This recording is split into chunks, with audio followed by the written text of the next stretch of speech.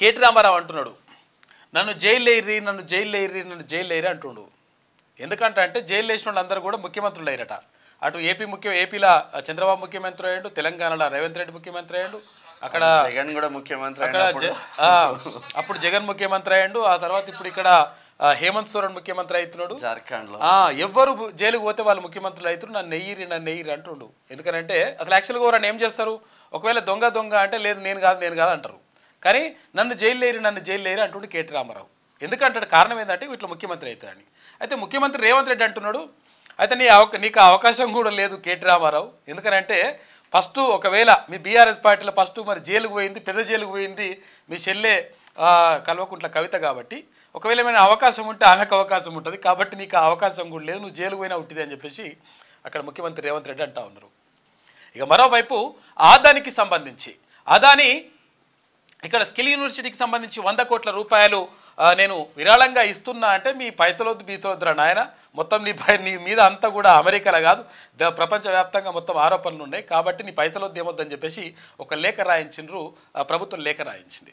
దానికి సంబంధించి కూడా మాకు ఎట్టి పరిస్థితుల్లో పైసలొద్దు, విరాళాలొద్దు, నీ విరాళాలు ఉంటే మా స్కిల్ యూనివర్సిటీకి చెడ్డ పేరు వస్తుందని చెప్పేసి ముఖ్యమంత్రి రేవంత్ రెడ్డి ఒక లేఖ రాయించేసి ఆ పైసలు వద్దని చెప్పేసిండ్రు. ఇక ఇది ఇట్లుంటే అక్కడ మహారాష్ట్ర ఎన్నికలకు సంబంధించి మొత్తం మీద మహారాష్ట్రలో ఎక్కడ భారతీయ జనతా పార్టీ ఇటు శివసేన ఏక్నాథ్ షిండేకి సంబంధించినటువంటి శివసేన, ఇటు ఎన్సీపీ అజిత్ పవార్ సంబంధించినటువంటి ఎన్సీపీ, ఈ 3 పార్టీలు కలిసి ఇప్పుడు మొత్తం మీద అధికారం చేపట్టేటువంటి అవకాశాలు కనిపిస్తూ ఉన్నాయి. 132 స్థానాలు గెలుచుకున్నటువంటి భారతీయ జనతా పార్టీ, తర్వాత ఇక్కడ శివసేన, ఇటు అజిత్ పవార్ ఎన్సీపీ, ఈ 3 అంటే ఇప్పుడు ముగ్గురు కూడా ముఖ్యమంత్రుల అభ్యర్థులుగా ఉన్నటువంటి పరిస్థితి కనిపించింది. అయితే మరి ఎట్లా చేద్దాం, ఏం కథ మరి దీనికి నిజంగా అసలు యాక్చువల్గా విషయం ఏంటంటే ఇవాళ ప్రమాణ స్వీకారం అట్లా ఉండాలి, అంటే నిన్నటితోటి టైం అయిపోతుంది పాత ముఖ్యమంత్రిది. మరి ఇవాళ రేపు ఎల్లుండే అంటే 29 దాకా దీన్ని ఆపుదామని చూస్తూ ఉన్నారు. అయితే ఈ ముగ్గురు కూడా అజిత్ పవార్ కానీ, తర్వాత ఇక్కడ దేవేంద్ర ఫడ్నవీస్ కానీ, ఇటు ఏక్నాథ్ షిండే, ఈ ముగ్గురు అభ్యర్థులు కూడా ఢిల్లీకి వెళ్ళిపోయినారు. అక్కడ భారతీయ జనతా పార్టీ నేతలతోటి చర్చలు జరుపుతా ఉన్నారు. మరి ఎవరు ముఖ్యమంత్రి అవుతారు, ఆ తర్వాత ఎవరిని ఉప ముఖ్యమంత్రులు చేస్తారనే దానిపైన అజిత్ పవార్ అయితే దేవేంద్ర ఫడ్నవీస్ కి మద్దతుగా ఉన్నారు. వీళ్ళిద్దరి మధ్యలోనే చర్చ జరుగుతా ఉంది. పవర్ షేరింగ్ 2.5 సంవత్సరాలు లేదు అంటే ఆర్ఎస్ఎస్ అధిష్టానం మెండుగా ఈయనకు దేవేంద్ర ఫడ్నవీస్ కి ఉన్నాయి కాబట్టి దేవేంద్ర ఫడ్నవీసే సీఎంగా అవుతారా అన్నది ఒక చర్చ మాత్రం జరుగుతూ ఉంది. అయితే ఇక్కడ నిజంగా ఏంటంటే అసలు యాక్చువల్గా 2.5 సంవత్సరాలు నేనుంటాను, 2.5 సంవత్సరాలు మీరు ఉండండి అని చెప్పేసి అక్కడ ఏక్నాథ్ షిండే గతం నుంచి చెప్తున్నాడు. అయితే మరి అటువంటి అవకాశం ఉంటుందా, లేదంటే ఒకవేళ దేవేంద్ర ఫడ్నవీస్ అంటే భారతీయ జనతా పార్టీకి సంబంధించినటువంటి మాజీ ముఖ్యమంత్రి దేవేంద్ర ఫడ్నవీస్కి అవకాశం ఇస్తారనే దానిపైన ప్రధానంగా చర్చ జరుగుతుంది. ఇక అజిత్ పవార్ అయితే నేను దేవేంద్ర ఫడ్నవీస్కి అంటే భారతీయ జనతా పార్టీకి సపోర్ట్ చేస్తా అంటున్నాడు. ఒకవేళ నిజంగా ఇక్కడ శివసేన అంటే మద్దతు లేకపోయినా కానీ ప్రభుత్వాన్ని ఏర్పాటు చేసుకునేటువంటి అవకాశం ఉంది, కానీ అటువంటిది ఏం చేయరు. ఎందుకంటే వాళ్ళు కలిసి ముందుకెళ్ళినరు, తర్వాత ఒక కూటమిగా ముందుకెళ్ళినరు కాబట్టి 100% ఒక చర్చలు జరిపి ఒక సుహృద్భావ వాతావరణంలో అక్కడ ముఖ్యమంత్రి నిర్ణయించేటువంటి అవకాశం మాత్రం స్పష్టంగా కనిపిస్తూ ఉంది. ఇక భూ కేటాయింపులకు సంబంధించి అక్కడ జర్నలిస్టుల కాలనీకు, తర్వాత ఇక్కడ జడ్జీలకు, ఇంకా ప్రభుత్వ ఉద్యోగులకు సంబంధించి ఇట్లా భూ కేటాయింపులు ఏవైతే జరుపుతున్నారో అవి జరపడం ఇది చట్ట విరుద్ధము. ఎందుకనంటే ఒకవేళ కొన్ని వర్గాలకు మీరు భూ కేటాయింపులు జరిపితే, లేకపోతే తక్కువ ధరకు అగ్వకే భూ కేటాయింపులు జరిపి ఈ సొసైటీలు ఏవైతే ఏర్పాటు చేస్తున్నారో ఈ సొసైటీలు బిసైటీలు ఏం కుదరదని చెప్పేసి సుప్రీంకోర్టు స్పష్టం చేసింది. ఈ నేపథ్యంలో ఇప్పుడు మరి జర్నలిస్టుల ఇళ్లకు సంబంధించి ఇప్పుడు మొన్న ఇచ్చినవి కూడా మరి అవి కూడా పోతట్టే ఉన్న పరిస్థితి. ఎందుకనంటే అందులో ఉన్నది కూడా చాలా మంది ఏపీ వాళ్ళు ఉన్నారు. ఏపీ తెలంగాణ జర్నలిస్టులకు ఇవ్వాలి కానీ విడిపోయిన తర్వాత ఇంకా ఆంధ్రప్రదేశ్ జర్నలిస్టులకు ఇవ్వడం ఏంది హైదరాబాద్ లో? ముఖ్యమంత్రి గారు దీనిపైన ప్రత్యేకంగా ఒకసారి ఆలోచన చేయాలి. ఎందుకంటే కాదు విషయం ఏంటంటే ఆయనకంటే పూర్తిగా అసలు యాక్చువల్గా ఈ విషయం అంతా చెప్పకుండా చూవరు. విషయం ఏంటంటే ఒకవేళ మీరు జర్నలిస్ట్ సొసైటీకి సంబంధించి ఒకవేళ మొన్న భూ కేటాయింపులు జరిపినాం, తర్వాత వాళ్ళకి ఇండ్లు ఇస్తున్నాం అని చెప్తున్నారు కదా, అది అంతా కూడా మ్యాక్సిమం అందులో 80 నుంచి 90% మంది అక్కడ ఏపీకి చెందిన వాళ్ళే అందులో ఉన్నారు.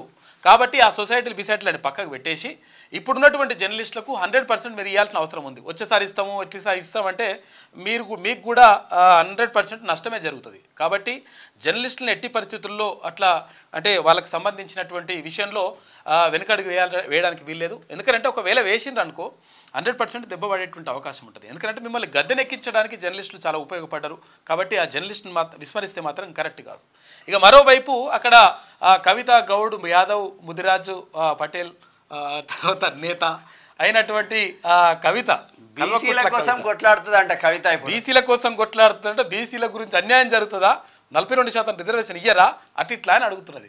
మీ అయినప్పుడు ఏం చేసినావు? ఎంతమంది ఉమ్మడి నిజామాబాద్ జిల్లాలో నీ జిల్లాలో ఉమ్మడి నిజామాబాద్ జిల్లాలో నువ్వు ఎంపీగా ఉన్నప్పుడు ఎంతమంది బీసీలకు టికెట్లు ఇచ్చినావు? ఎంతమంది నువ్వు ఇప్పుడు మీ నాయన 34% రిజర్వేషన్ స్థానిక సంస్థల ఎన్నికల్లో అంటే ఎంపీటీసీలు, జెడ్పీటీసీలు, సర్పంచ్లకు సంబంధించి అప్పటికే 34% ఉన్నటువంటి రిజర్వేషన్లు మీ నాయన దాన్ని 18% తీసుకొచ్చినప్పుడు ఏం చేస్తావు? అట్లా ఎట్లా చేస్తావు నాయన అని చెప్పేసి ఎక్కనాడని అడిగినవా? మేము బీఆర్ఎస్ చేస్తుంది మాకు బీసీలకు న్యాయం అని చెప్తున్నావు, మరి ఎప్పుడన్నా అడిగినవా మీ నాయనని? అడుగు. ఒకసారి పోయి అక్కడ బాయికాడ కూర్చున్నాడు కదా, బాయికాడిని అంటారా? ఫామ్ హౌస్ అంటే బాయికాడిని, తెలుగులో అయితే బాయికాడిని అంటారు. ఫామ్ హౌస్ అంటే ఇంగ్లీష్లో స్పాష్గా చెప్తారు. అయితే బాయికాడ పండుకున్నాడు కదా నాయన, ఒకసారి నాయనని పోయి అడిగిరా. అడిగి వచ్చి నాయన 34% ఉంటే 18% ఎందుకు తెచ్చినవే, ఇట్లా బీసీలకు ఎందుకు అన్యాయం చేసినావు నాయన అని అడిగిరా ఫస్ట్. అడిగి వచ్చిన తర్వాత ఆ తర్వాత బీసీల గురించి మాట్లాడు. 100% బీసీలకు న్యాయం జరగాల్సిందే, కానీ నువ్వు చెప్తే జరగాల్సింది కాదు. 100% కోసం బీసీ లీడర్లు కొట్లాడుతూనే మళ్ళీ ఈ కపట ప్రేమలో అంటే ముసలి పడుకుంటే కన్నీరు గార్చినట్టు ఉంటుంది మీ వ్యవస్థ. ముసలి కన్నీరు అంటే దానికి అర్థం కూడా చెప్తా. అంటే అసలు యాక్చువల్ చాలా మంది తెలుసు, కొంతమంది తెలియకుండొచ్చు. ముసలి కన్నీరు అంటే ఏంటిదంటే అసలు యాక్చువల్గా ఏదైనా జంతువుని వేటాడాలనుకున్నప్పుడు లోపల ఇక్కడ వాటర్లో జంతువుని వేటాడుతుంది కదా, చేపల్ని అది తింటుంది అనమాట. ముసలి తినేటప్పుడు తినే ముందు దాని కళ్ళ నుంచి కన్నీరు వస్తుందట. ఆ కన్నీరుని ఏమంటారంటే ముసలి కన్నీరు అంటమాట. అంటే అది తినడానికి రెడీ అయిపోతుంది, అంటే ఎవరైనా మింగడానికి ఎవరైనా చంపడానికి చూసినప్పుడు ముసలికి కన్నీరు కారుతుందంట. దాన్నే ముసలి కన్నీరు అంటారు. అందుకని మీరు మింగడానికి చేయడానికి వేయాల్సింది కాదమ్మా, నువ్వు వేయాల్సింది ఒకసారి మీ బాయికాడ ఉన్నటువంటి మీ నాయన అడిగిరా. అడిగొచ్చిన తర్వాత ఆ విషయం మీద మాట్లాడుకుని చాలా విషయాలు ఉన్నాయి, ఇంకా మాట్లాడుకుందాం. నిజంగానే బీసీలకు మీరు న్యాయం చేస్తారంటే ఏదైతే ఉంటుందో మీ బీసీ టీఆర్ఎస్ పార్టీలో బీఆర్ఎస్ పార్టీలో అధ్యక్ష పదవి ఫస్ట్ బీసీకి ఇవ్వండి. దానికన్నా ముందు ఈ రోజు చాలా ఇంపార్టెంట్ డే అని చెప్పుకోవచ్చు. నవంబర్ 26 అంటే 75 సంవత్సరాలు రాజ్యాంగం అమలులోకి వచ్చి ఈ రోజుకి 75 సంవత్సరాలు. బాబాసాహెబ్ అంబేద్కర్ పుణ్యాన ఇప్పటికీ చట్టాలు పటిష్టంగా ఉంది. ఆయన రాసిన రాజ్యాంగం ఈ రోజుకి 75. బాబాసాహెబ్ అంబేద్కర్ అధ్యక్షతన 2 సంవత్సరాల 11 నెలల 18 రోజుల పాటు శ్రమించి భారతదేశానికి రాజ్యాంగాన్ని రచించిండ్రు. రాజ్యాంగానికి రచించిన తర్వాత అసలు యాక్చువల్గా ఎవరెవరికి ఎట్లుండాలి, తర్వాత ఇక్కడ రిజర్వేషన్లు ఎట్లుండాలి, ఎందుకంటే అణగారిన వర్గాలకు అన్యాయం జరిగితే ఎట్లా, తర్వాత అప్పట్లో అంటే అసలు యాక్చువల్గా ఈ ఎస్సీ ఎస్టీలకు కానీ కొంతమందికి అసలు ఓటు హక్కే లేదు. అటువంటి పరిస్థితి నుంచి బీసీలకు కూడా లేదు. అటువంటి పరిస్థితి నుంచి 100% ఇది కరెక్ట్ కాదు. కాబట్టి ఏవైతే అణగారిన వర్గాలు ఉన్నాయో, ఏవైతే అట్టడుగు వర్గాలు ఉన్నాయో, ఎవరైతే సామాజికంగా ఆర్థికంగా సాంఘికంగా అన్ని రకాల్లో వెనుకబడిన వాళ్ళు ఉన్నారో వాళ్ళని 100% ముందుకు తేవాల్సిన అవసరం ఉంది. దీనికోసం రిజర్వేషన్లు తీసుకురావాలని చెప్పేసి రకరకాలుగా అనేక దేశాల నుంచి అంటే ప్రపంచంలో అతిపెద్ద రాజ్యాంగం భారత రాజ్యాంగం. అయితే ప్రపంచ దేశాల నుంచి ఒక్కొక్క దేశం నుంచి కొన్ని అంశాలు తీసుకొని భారత రాజ్యాంగాన్ని నిర్మించడానికి డాక్టర్ బాబాసాహెబ్ అంబేద్కర్ దానికి అధ్యక్షత వహించి ఆ రాజ్యాంగాన్ని రూపొందించారు, అమలు చేసినటువంటి రోజు ఇవాళ నవంబర్ 26. కాబట్టి ఇవాళ ప్రత్యేకమైనటువంటి రోజు. అందరికీ రాజ్యాంగ దినోత్సవ శుభాకాంక్షలు చెప్పుకుందాం. మాన్యనిస్లో ముందుగా ఒకసారి వెలుగు దినపత్రిక చూద్దాం. మహారాష్ట్ర సీఎం గా ఫడ్నవీస్ అంటూ క్వశ్చన్ మార్క్ తో వార్త వచ్చింది. 90% ఎవరుంటారు అనే దానిపైన ఫడ్నవీస్ ఉంటాడా లేకపోతే షిండే ఉంటాడా అనే దానిపైన కొంచెం బీజేపీ హైకమాండ్ మొగ్గు ఆయన వైపే. ఎన్సీపీ కూడా సపోర్ట్ చేసిందంటూ కథనాలు. ఇంకా చర్చించలేదన్న అజిత్ పవార్. షిండేకు ఛాన్స్ ఇవ్వాలని మద్దతుదారుల పట్టు. సస్పెన్స్ మధ్య ఢిల్లీకి చేరుకున్న 3 నేతలు. బట్ ఎవరైనా కూడా ఇబ్బంది ఏం లేదు 100%. ఎందుకంటే షిండే కూడా ఇప్పుడు భారతీయ జనతా పార్టీకి ఎంతో సపోర్ట్ గా ఉన్నాడు, దాంట్లో తప్పేం లేదు. అదాని నీ 100 కోట్లు మాకొద్దు, వివాదాల్లోకి స్కిల్ వర్సిటీని లాగొద్దనే ఈ నిర్ణయం తీసుకున్నామంటున్నారు సీఎం రేవంత్ రెడ్డి. వర్సిటీకి నిధులు ఇచ్చేందుకు అనేక సంస్థలు ముందుకొస్తున్నాయి. అదాని కంపెనీ కూడా ముందుకొచ్చింది. సిఎస్ఆర్ కింద ఆమోద లేఖ మాత్రమే ఇచ్చింది. ఇప్పటి వరకు ఏ కంపెనీ నుంచి కూడా రూపాయి తీసుకోలేదు.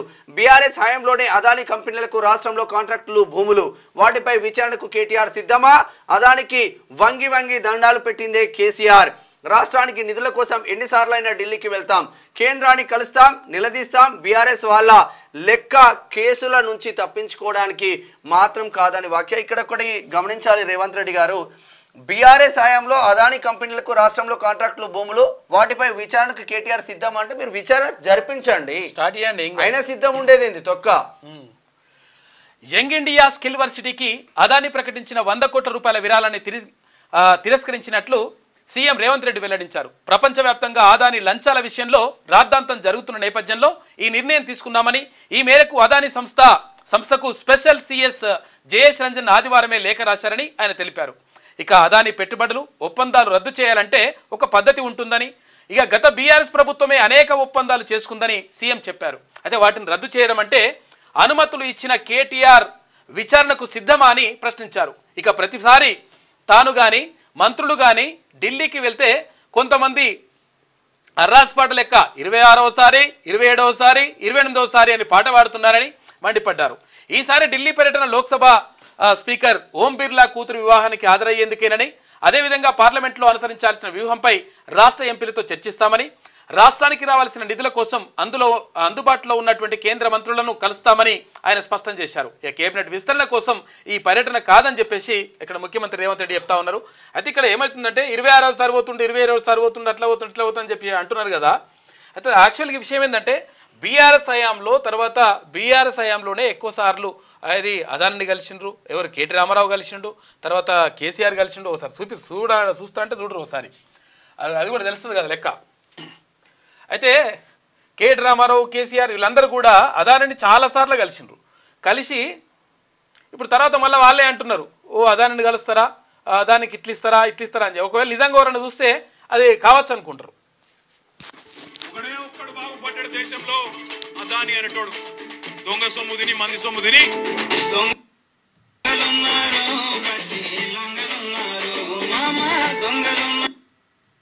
చూసినావా, దొంగలున్నారో మంచి లంగలున్నారో. ఫ్లైట్ లో పోయింది మీరే కదా. కేసీఆర్ కలిసిండు, కేటీ రామారావు కలిసిండు, వాళ్ళు ఇప్పుడు ఒప్పందాలు చేసుకున్నారు, భూములు ఇస్తా అన్నారు, రకరకాలు చేసుకున్నది కేటీ రామారావు, తర్వాత ఆయన బ్యాచ్. అర్థమైంది కదా. ఇగో ఇది పరిస్థితి.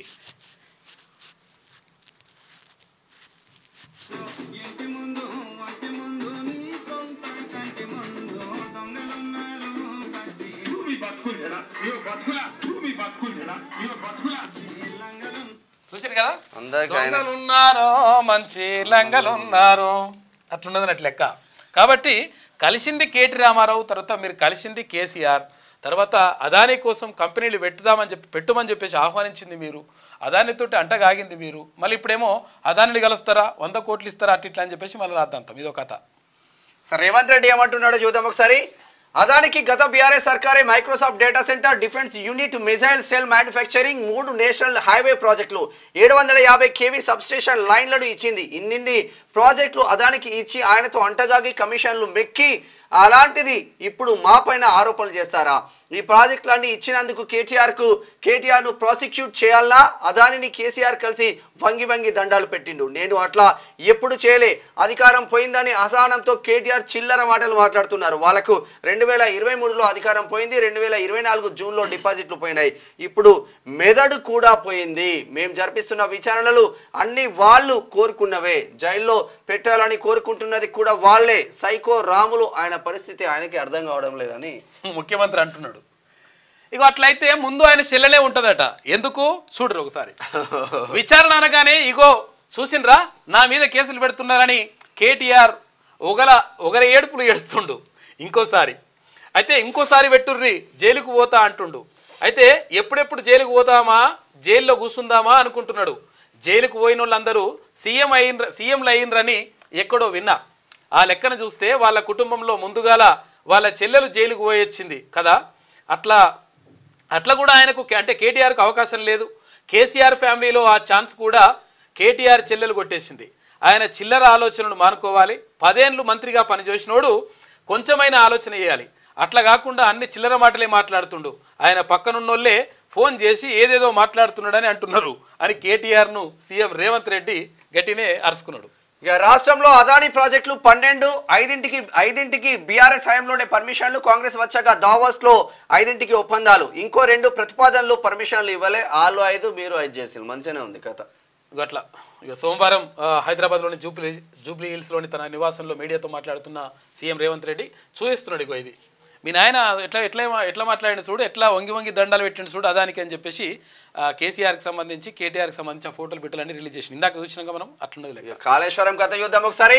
క్వాలిటీ కంట్రోల్ రిజిస్టర్లు మాయం, కాళేశ్వరం కమిషన్ కు చెప్పిన ప్రాజెక్ట్ డిఈలు. ఇంత నిర్లక్ష్యం ఎందుకని చైర్మన్ పీసీ ఘోష్ మండిపాటు, అడిగిన ప్రశ్నలకే జవాబు చెప్పాలని వార్నింగ్, సంతకాలు తీసుకొని ఫీల్డ్ వర్క్ రిజిస్టర్ల స్వాధీనం, నేడు విచారణకు 15 మంది ఇంజనీర్లు. ఈ క్వాలిటీ కంట్రోల్ రిజిస్టర్ మాయం ఎట్లయితే తీసుకొచ్చి గుంజి వాడిని నేలకు కొట్టాలి. ఒకటి ఎంత ఇసుక కలిపిళ్ళు, ఎంత కంకర కలిపిళ్ళు, ఎంత సిమెంట్ కలిపిళ్ళు, సంబంధించిన రిజిస్టరే లేదంట. రిజిస్టర్ ఎట్లా మాయమవుతుంది? వాడు తీసినోడు వాడు, మీరు ఎంత మింగినరా, ఎంత చేసిర్రు, ఏం కథ అని బయటకు రావాలని చెప్పేసి అంటారు పబ్లిక్. కాబట్టి ఇటువంటి లంగలెక్కలు బంద్ చేయరు. ఆ రిజిస్టర్ అని తెచ్చి బయట పెట్టుర్రి. దీన్ని ఎన్నుకోవడంలో కూడా తేలాలి. అదంతా కూడా లెక్క బయట పడాలి కదా. కాళేశ్వరం ప్రాజెక్టులోని మేడిగడ్డ బ్యారేజీకి సంబంధించి క్వాలిటీ కంట్రోల్ రిజిస్టర్లు మాయమయ్యాయి. ఇక బ్యారేజీ నిర్మాణంలో పాటించిన నాణ్యతా ప్రమాణాలను నిర్ధారించే రిజిస్టర్లు అందుబాటులో లేవని జ్యుడిషియల్ కమిషన్కు లోయర్ కేడర్ ఇంజనీర్ల అధికారులు తెలిపారు. ఈ వ్యవహారంపై commission chairman justice PC Ghosh అసహనం వ్యక్తం చేశారు. ఇక అత్యంత కీలకమైన ఫైళ్లను జాగ్రత్తగా పెట్టాల్సిన అవసరం లేదా అని ఫైర్ అయ్యారు. అంత పెద్ద ప్రాజెక్టు నిర్మిస్తున్నప్పుడు ఇంత నిర్లక్ష్యం ప్రదర్శిస్తారా అని మండిపడ్డారు. అయితే సోమవారం 18 మంది ఏఈలు డిఈలను ఓపెన్ కోర్టు ద్వారా కమిషన్ విచారించింది. 2 ఇంజనీర్లు నిర్లక్ష్యపు సమాధానాలు ఇవ్వడంతో జస్టిస్ ఘోష్ మండిపడ్డారు.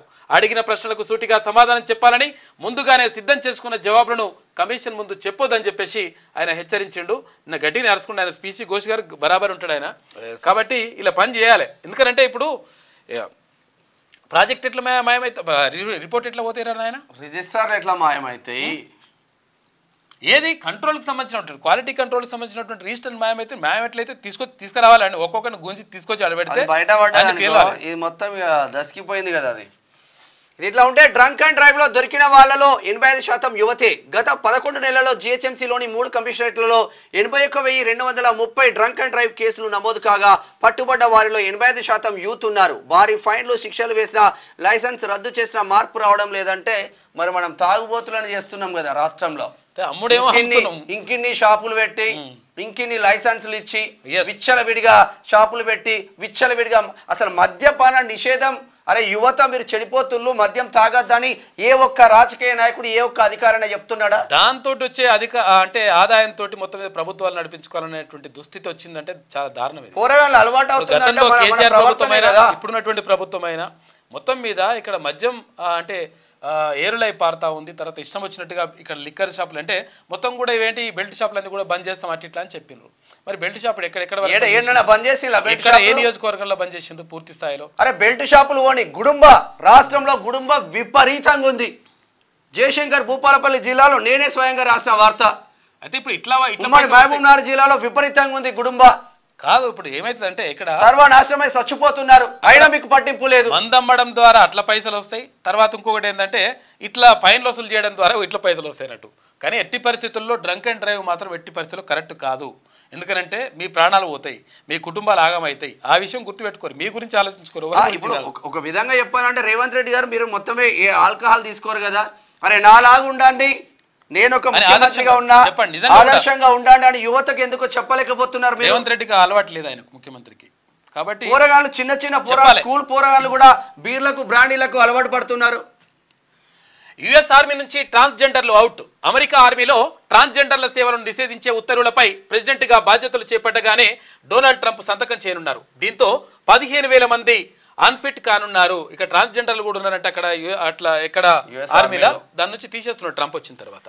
ఆసీస్ పై అఖండ విజయం. బోర్డర్ గవస్కర్ ట్రోఫీ తొలి టెస్ట్ లో ఇండియా 295 రన్స్ తేడాతో ఆస్ట్రేలియాను చిత్తుగా ఓడించింది. రన్స్ పరంగా ఆసీస్ అతిపెద్ద అతిపెద్ద టెస్ట్ విజయంతో చరిత్ర సృష్టించింది. ఈ విజయంతో WTCలో తిరిగి అగ్రస్థానానికి చేరుకుంది ఇండియా. ఇక ఈయనేమంటుండో, ఇగో ఇందాక చెప్పారు కదా ముఖ్యమంత్రి అన్నాడు 26వసారి 27వసారి 28వసారి అని. 28 సార్లు ఢిల్లీకి పోయి 28 రూపాయలు తేలే రేవంత్ సర్కార్ను కూకటి వేళ్లతో పెకిలిస్తాడు ఈయన నీది పెకిలించుకోకుండా చూసుకో. ఫస్ట్ లగచర్లలో సీఎం అల్లుడి కోసం భూములు లాక్కుంటున్నారు. అయితే రేవంత్ను ఉరికిచ్చి కొట్టే రోజులు దగ్గరలోనే ఉన్నాయి, మీ పని అయితే చూసుకోరి. ఇక మహబూబాబాద్ బీఆర్ఎస్ ధర్నాలో ఈయన కేటీ రామారావు మాట్లాడింట. మంచిగానే ఉంది కథ. ఇక GHMC హౌసింగ్ సొసైటీలకు భూ కేటాయింపులు రద్దు, సుప్రీంకోర్టు కీలక తీర్పు. ప్రజాప్రతినిధులు, జడ్జీలు, జర్నలిస్టులకు ఉమ్మడి ఏపీలో భూ కేటాయింపులు, దీన్ని 2010లోనే కొట్టివేస్తూ హైకోర్టు తీర్పుపై సుప్రీంను ఆశ్రయించిన తెలంగాణ ప్రభుత్వం, సొసైటీలు. సుదీర్ఘ వాదనల తర్వాత తుది తీర్పు వెలువరించిన సుప్రీం ధర్మాసనం డబ్బులను తిరిగి సొసైటీలకు వడ్డీతో ఇచ్చేయాలని రాష్ట్ర ప్రభుత్వానికి ఆదేశం. జర్నలిస్టుల మేలు కోసం అప్పట్లో జస్టిస్ NV రమణ ఇచ్చిన ఉత్తర్వులు క్యాన్సిల్ చేసి పడేసింది. అప్పుడు జస్టిస్ NV రమణ గారు అప్పుడు సుప్రీంకోర్టు ప్రధాన న్యాయమూర్తిగా ఉన్నారు. అయితే చివరిలో అంటే జర్నలిస్టులకు ఇంకా ఇండ్లు రావట్లేదు, తర్వాత ఇక్కడ అన్ని కూడా సొసైటీలు అన్ని కూడా మొత్తం బాగా అంటే ఏండ్లకి ఇండ్లు 10 ఏళ్ళు 20 ఏళ్ళ నుంచి నష్టం జరుగుతుందని చెప్పేసి ఆయన ఒక మంచి నిర్ణయం తీసుకొని పోయిండు. కానీ ఎట్టి పరిస్థితులు అది కరెక్ట్ కాదని చెప్పేసి ఇప్పుడు సుప్రీంకోర్టు కొట్టిపడేసింది. గ్రేటర్ హైదరాబాద్ పరిధిలో హౌసింగ్ సొసైటీలకు చేసిన భూ కేటాయింపులను సుప్రీంకోర్టు రద్దు చేసింది. ఎమ్మెల్యేలు, ఎంపీలు, జడ్జీలు, ఆఫీసర్లు, జర్నలిస్టుల సొసైటీలకు భూములు కేటాయిస్తూ ఉమ్మడి ఏపీలో ప్రభుత్వం జారీ చేసిన జీవోలను కొట్టేసింది. కొన్ని వర్గాలకు మాత్రమే భూములు కేటాయించడం రాజ్యాంగంలోని ఆర్టికల్ 14ను ఉల్లంఘించడమేనని వ్యాఖ్యానించింది. ఇక ఆయా సొసైటీలకు డబ్బులు తిరిగి వడ్డీతో పాటు ఇచ్చేయాలని చెప్పేసి తెలంగాణ ప్రభుత్వాన్ని ఆదేశించింది. దీంతో ఇప్పుడు జర్నలిస్టులకు ఇల్లు కూడా ఇల్లు సొసైటీలు కూడా రద్దయిపోతాయి. ఇప్పుడు ఆ ఇల్లు కూడా పోతాయి. అంటే ప్రత్యేకంగా ఎవరికి అట్లా ఇచ్చినా గానీ వివక్ష గురి చేసినట్టే అవుతుంది. కొంతమందికి ఇచ్చుడు ఎట్లా, కొంతమందికి ఇవ్వకపోవడం ఎట్లా, తర్వాత ఇది తక్కువ పైసలు కడితే ఎట్లుంటుందని చెప్పేసి అంటా ఉందంట. దాంతో అక్కడ సుప్రీంకోర్టు రద్దు చేసింది. కానీ నేను ఏమంటున్నా, సెజ్ల పేరుతోటి, SEZల పేరుతోటి అంటే స్పెషల్ ఎకనామిక్ జోన్లు అంటే ప్రత్యేక ఆర్థిక మండళ్ల పేరుతోటి 1000 ఎకరాల భూములు చాలా కంపెనీలకు కట్టబెట్టిండ్రు. కట్టబెట్టితే వాడేమన్నా నిజంగా ఒక కంపెనీని పెట్టేసి మస్తు వేల మంది లక్షల మందికి ఉద్యోగాలు ఏమైనా ఇచ్చిండు, పీకింది లేదు, ఏం లేదు. వాడు ఏం చేసిండ్రు, వాడు భూమి తీసుకొని దాన్ని ఇంకా వేరే వాళ్ళకి లీజుకి ఇచ్చుకుంటాడు. ఇదంతా కథ అంతా నడిచింది.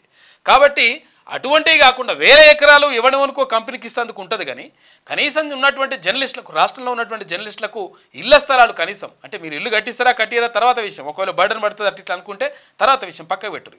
కానీ కనీసం ఇళ్ల స్థలాలు ఇవ్వాల్సినటువంటి బాధ్యత ప్రభుత్వం పైన ఉంటుంది. ఎందుకంటే చాలామంది జర్నలిస్టులు పాపం అంటే చెప్తుంటారు, అన్న పరిస్థితి దారుణంగా ఉంది అట్టిట్లని చెప్పేసి ఫోన్ చేస్తూ ఉన్నారు. కాబట్టి 100% దీనిపైన మీరు నిర్ణయం తీసుకొని మీకు మంచి జరుగుతుంది. ఆ విషయం గుర్తుపెట్టుకోరు. రాజ్యాంగ పీఠికను సవరించవచ్చు, ఆ అధికారం పార్లమెంట్కు ఉంది అంటున్నది సుప్రీంకోర్టు. సోషలిస్టు, సెక్యులర్ పదాలు తొలగించాలన్న పిటిషన్లు కొట్టివేత జరిగింది. ఇక పార్లమెంట్లో అదాని రగడ జేపీసీ వేయాలని ప్రతిపక్షాల డిమాండ్ చేసినాయి. అయితే మణిపూర్ హింసపై చర్చకు పట్టు అపోజిషన్ ఆందోళనలతో గందరగోళం నెలకొంది. ఇక తొలి రోజు ప్రారంభమైన వెంటనే ఉభయ సభలు వాయిదా పడ్డాయి. వాయిదా వేసుకోవడానికైనా పార్లమెంట్ సెషన్స్ పెట్టినాయి. ఒక్కొక్క సెకండ్ కు లక్షలలో ఖర్చు అవుతూ ఉంటాయి పార్లమెంట్ లో. అయితే ఇక్కడ ప్రజల కోణంలో రావాలి, ప్రజల కోణంలో మన ఎంపీలు మాట్లాడాలి. ఏమన్నంటే వాళ్ళ ఓన్ ఎజెండా, వాడిని వీడి అడ్డుకోవాలి, వీడిని వాడు అడ్డుకోవాలి. ప్రజా సమస్యలు లేవా? అయితే విషయం ఏంటంటే ఫస్ట్ రోజు అంటే ఇక్కడ ఏది సంతాప తీర్మానాలు తర్వాత ఇవన్నీ కూడా ఉంటాయి, అది వాయిదా పడుతుంది కామన్. కానీ కాకపోతే ఏంటంటే తర్వాత రోజు నుంచి కరెక్ట్ గా నడుపుకోవాల్సినటువంటి బాధ్యత పార్లమెంట్ అని కాదన్న, పార్లమెంట్ అయినా మొదటి రోజు అట్లుంటుంది అన్ని రాష్ట్రాలు. ఆ తర్వాత విషయం ఏంటంటే ప్రజా సమస్యల పైన చర్చలు పెట్టాలి. దేశవ్యాప్తంగా ఏ ఎంపీ స్థానాల్లో ఎక్కడెక్కడ పరిస్థితులు ఎట్లా ఉన్నాయి, అక్కడ ఆయా నియోజకవర్గాల్లో ఉన్నటువంటి పరిస్థితులు ఏంటి, అక్కడ ఉన్నటువంటి అవసరాలు ఏంటి, అక్కడ ఉన్నటువంటి సమస్యలు ఏంటి, ఆ సమస్యలకు పరిష్కార మార్గాలు ఎట్లా చూపిద్దాం, తర్వాత ఆయా రాష్ట్రాల్లో ఉన్నటువంటి పరిస్థితులు ఏంటి, ఎక్కడెక్కడ ఎన్ని కేటాయింపులు జరిపితే మంచిగా ఉంటుంది. అట్లా కాకుండా ఇష్టం వచ్చినట్టుగా మా వాళ్ళకి మంచి ఎక్కించుకుంటాం, మీ వాళ్ళకి ఇయ్యం, ఉత్తర భారతదేశానికి ఎక్కువ ఖర్చు పెడతాం, దక్షిణ భారతదేశాన్ని పట్టించుకోం, ఇటువంటి మీరు చెప్తే మాత్రం 100% దెబ్బ పడుతుంది. కాబట్టి 100% పార్లమెంట్ చట్టసభల్లో చేయాల్సింది ఏంటి అంటే అక్కడ ఉన్నటువంటి ప్రజా సమస్యలు ఏవైతే ఉంటే ఆ ప్రజా సమస్యలపైన చర్చ జరగాలి. వాళ్ళకు ఉన్నటువంటి సమస్యలను ఎట్లా పరిష్కరించాలనే దానిపైన వాళ్ళు ఆలోచన చేసి అది ఒక చట్టంగా తీసుకొచ్చి తర్వాత బిల్లు పెట్టేసి దాన్ని ఓకే చేసి అట్లా దాన్ని తీసుకురావాల్సినటువంటి అవసరం ఉంటుంది. కాకపోతే ఏంటంటే టైంపాస్ చర్చలు ఎక్కువ అయిపోతున్నాయి. అదానికి సంబంధించి ఇంత రగడ అవసరం లేదు. కాకపోతే ఏంటంటే అదానికి వెనకేసుకురావాల్సిన అవసరం కూడా కేంద్ర ప్రభుత్వానికి ఉండదు.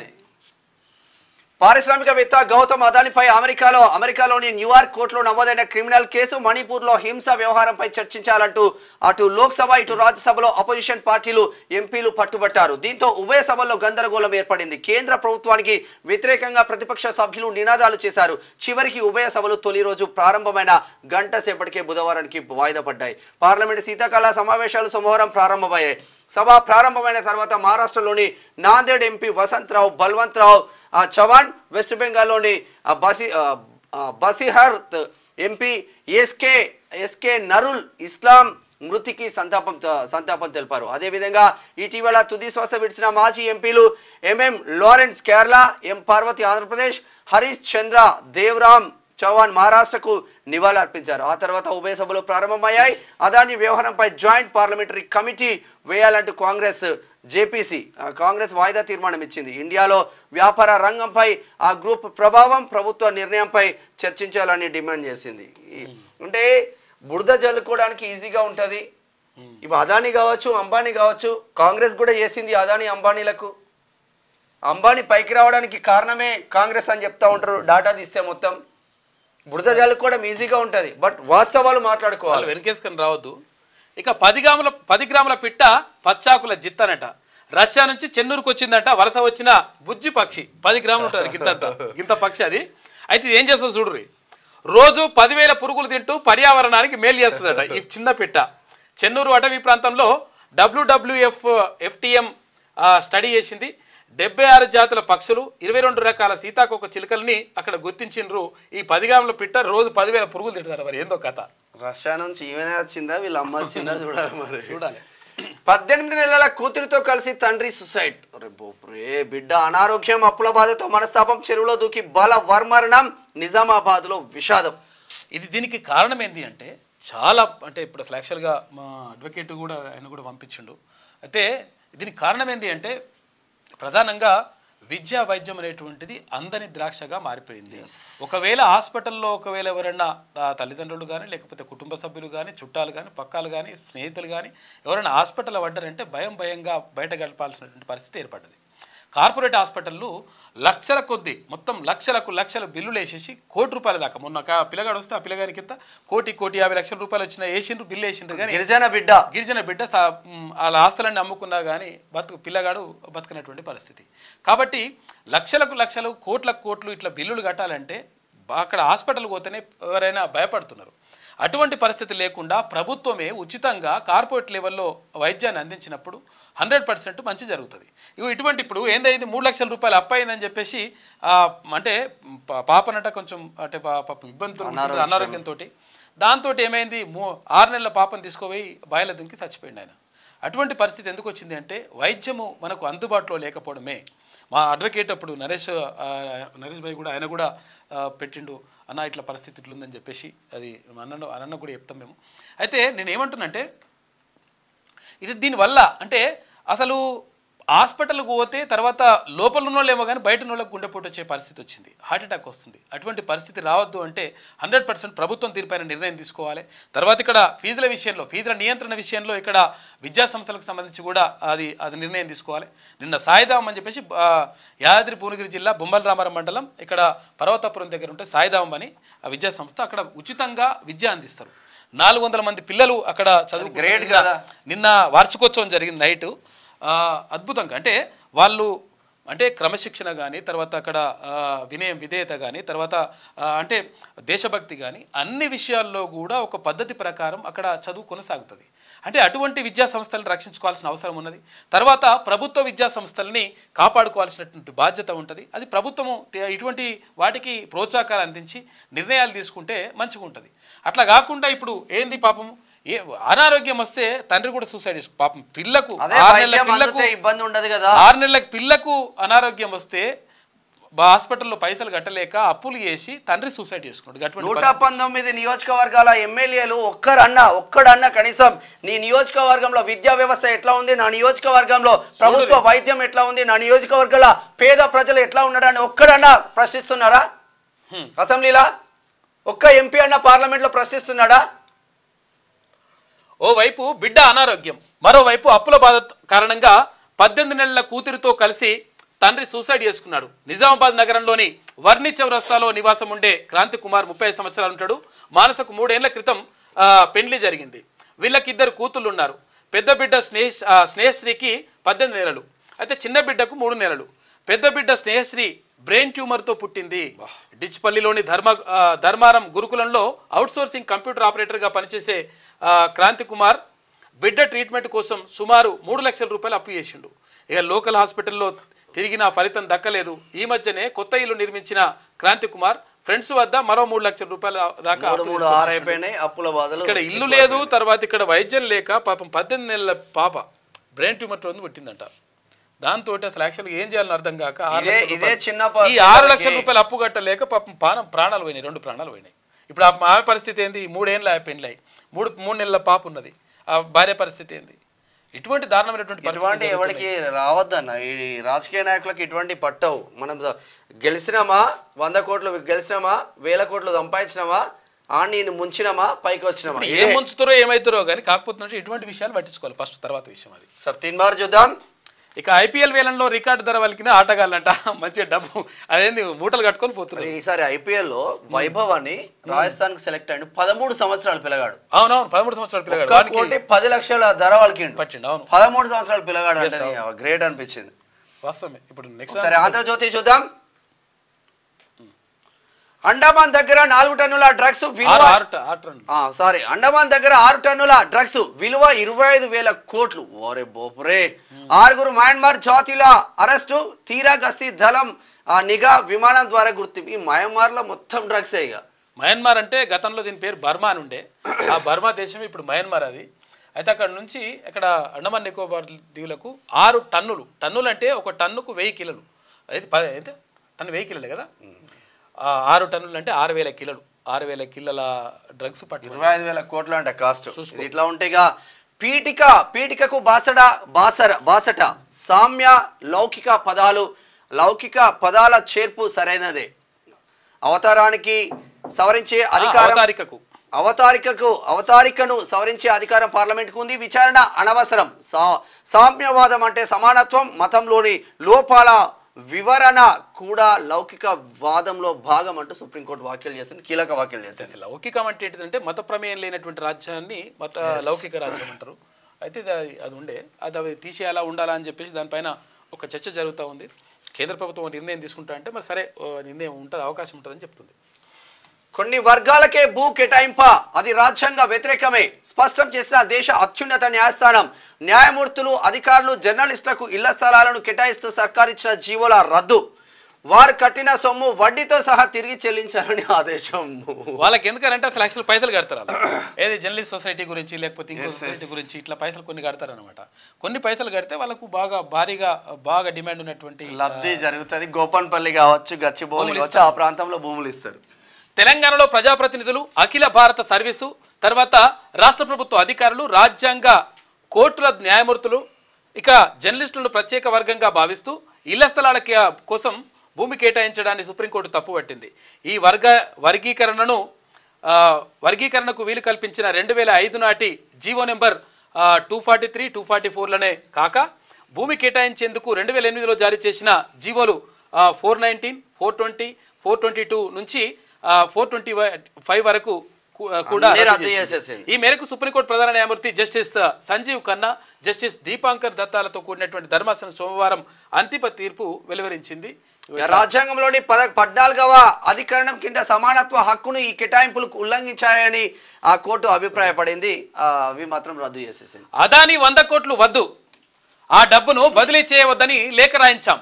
స్కిల్ వర్సిటీకి వివాదాస్పదం కావడం ఇష్టం లేకే అదానితో బీఆర్ఎస్ హయాంలో 5 ఒప్పందాలు జరిగినాయి. అదానికి కేసీఆర్ వంగి దండాలు పెట్టారు. అప్పట్లో కమిషన్లు మెక్కి ఇప్పుడు మాపై ఆరోపణల. అదానితో ఒప్పందంపై విచారణకు కేటీఆర్ సిద్ధమా? ఇచ్చిన ప్రాజెక్టులపై కేసీఆర్ పైన విచారణ చేయాలా? మీలా ప్రధాని మోడీ కాళ్ళు పట్టుకుని కేసులు ఎత్తివేయించుకోవడానికి మేము ఢిల్లీకి వెళ్ళట్లేదు. ఎప్పుడు జైలుకి వెళ్దామా అని కేటీఆర్ చూస్తున్నాడు. వెళితే ముఖ్యమంత్రి అవుతారని అనుకుంటున్నాడు. ఆయన కన్నా ముందే కవిత జైలుకి వెళ్ళింది మరి అని చెప్పేసి రేవంత్ రెడ్డి అంటా ఉన్నాడు. కేటీఆర్ను సైకో రామ్గా అభివర్ణించిన ముఖ్యమంత్రి. ఇక తొలి రోజే అదానీ చర్చ, లంచాల వ్యవహారంపై అట్టుడికిన సభలు, జేపీసీ చర్చకు విపక్షాల పట్టు, లోక్సభ రాజ్యసభలో వాయిదా తీర్మానాలు, తిరస్కరణ, సభలు రేపటికి వాయిదా. గుప్పెడు మంది అరాచకం అంట. పార్లమెంటు కార్యకలాపాలను అడ్డుకోవడమే వారి లక్ష్యం, ప్రజలు చూస్తున్నారు, తప్పక శిక్షిస్తారని చెప్పేసి ప్రధానమంత్రి నరేంద్ర మోడీ అంటారు. ఇప్పుడు పార్లమెంట్ ఇంత పెద్ద సెషన్ జరుగుతుంది, ఇంత చిన్న వార్త ఇవ్వడం ఏంది? రేవంత్ రెడ్డికి ఇంత పెద్ద స్పేస్ ఇవ్వడం ఏంది? నార్మల్గా స్టేట్కి కొంచెం ఇంపార్టెన్స్ ఇచ్చినా కూడా నీకు రావాలి. గూడు ఎప్పుడు? మార్చిలో ఇందిరమ్మ ఇండ్ల పథకం షురూ అవుతుంది. 8 నెలలు గడిచినా అమలేది. 8 లక్షల అంటే లక్షల మంది పేదల నిరీక్షణ ఇందిరమ్మ కమిటీల నియామకమే పూర్తవలే. అయితే జాబితాలు ఖరారయ్యేది ఎప్పుడు? ఇళ్ల కోసం 80.54 లక్షల దరఖాస్తులు ఉన్నాయి. అయితే ఇప్పుడు ఇక్కడ ఇందిరమ్మ ఇండ్లు ఇస్తున్నారు కదా, మరి ఇందిరమ్మ ఇండ్లు ఎప్పుడు ఇస్తారు?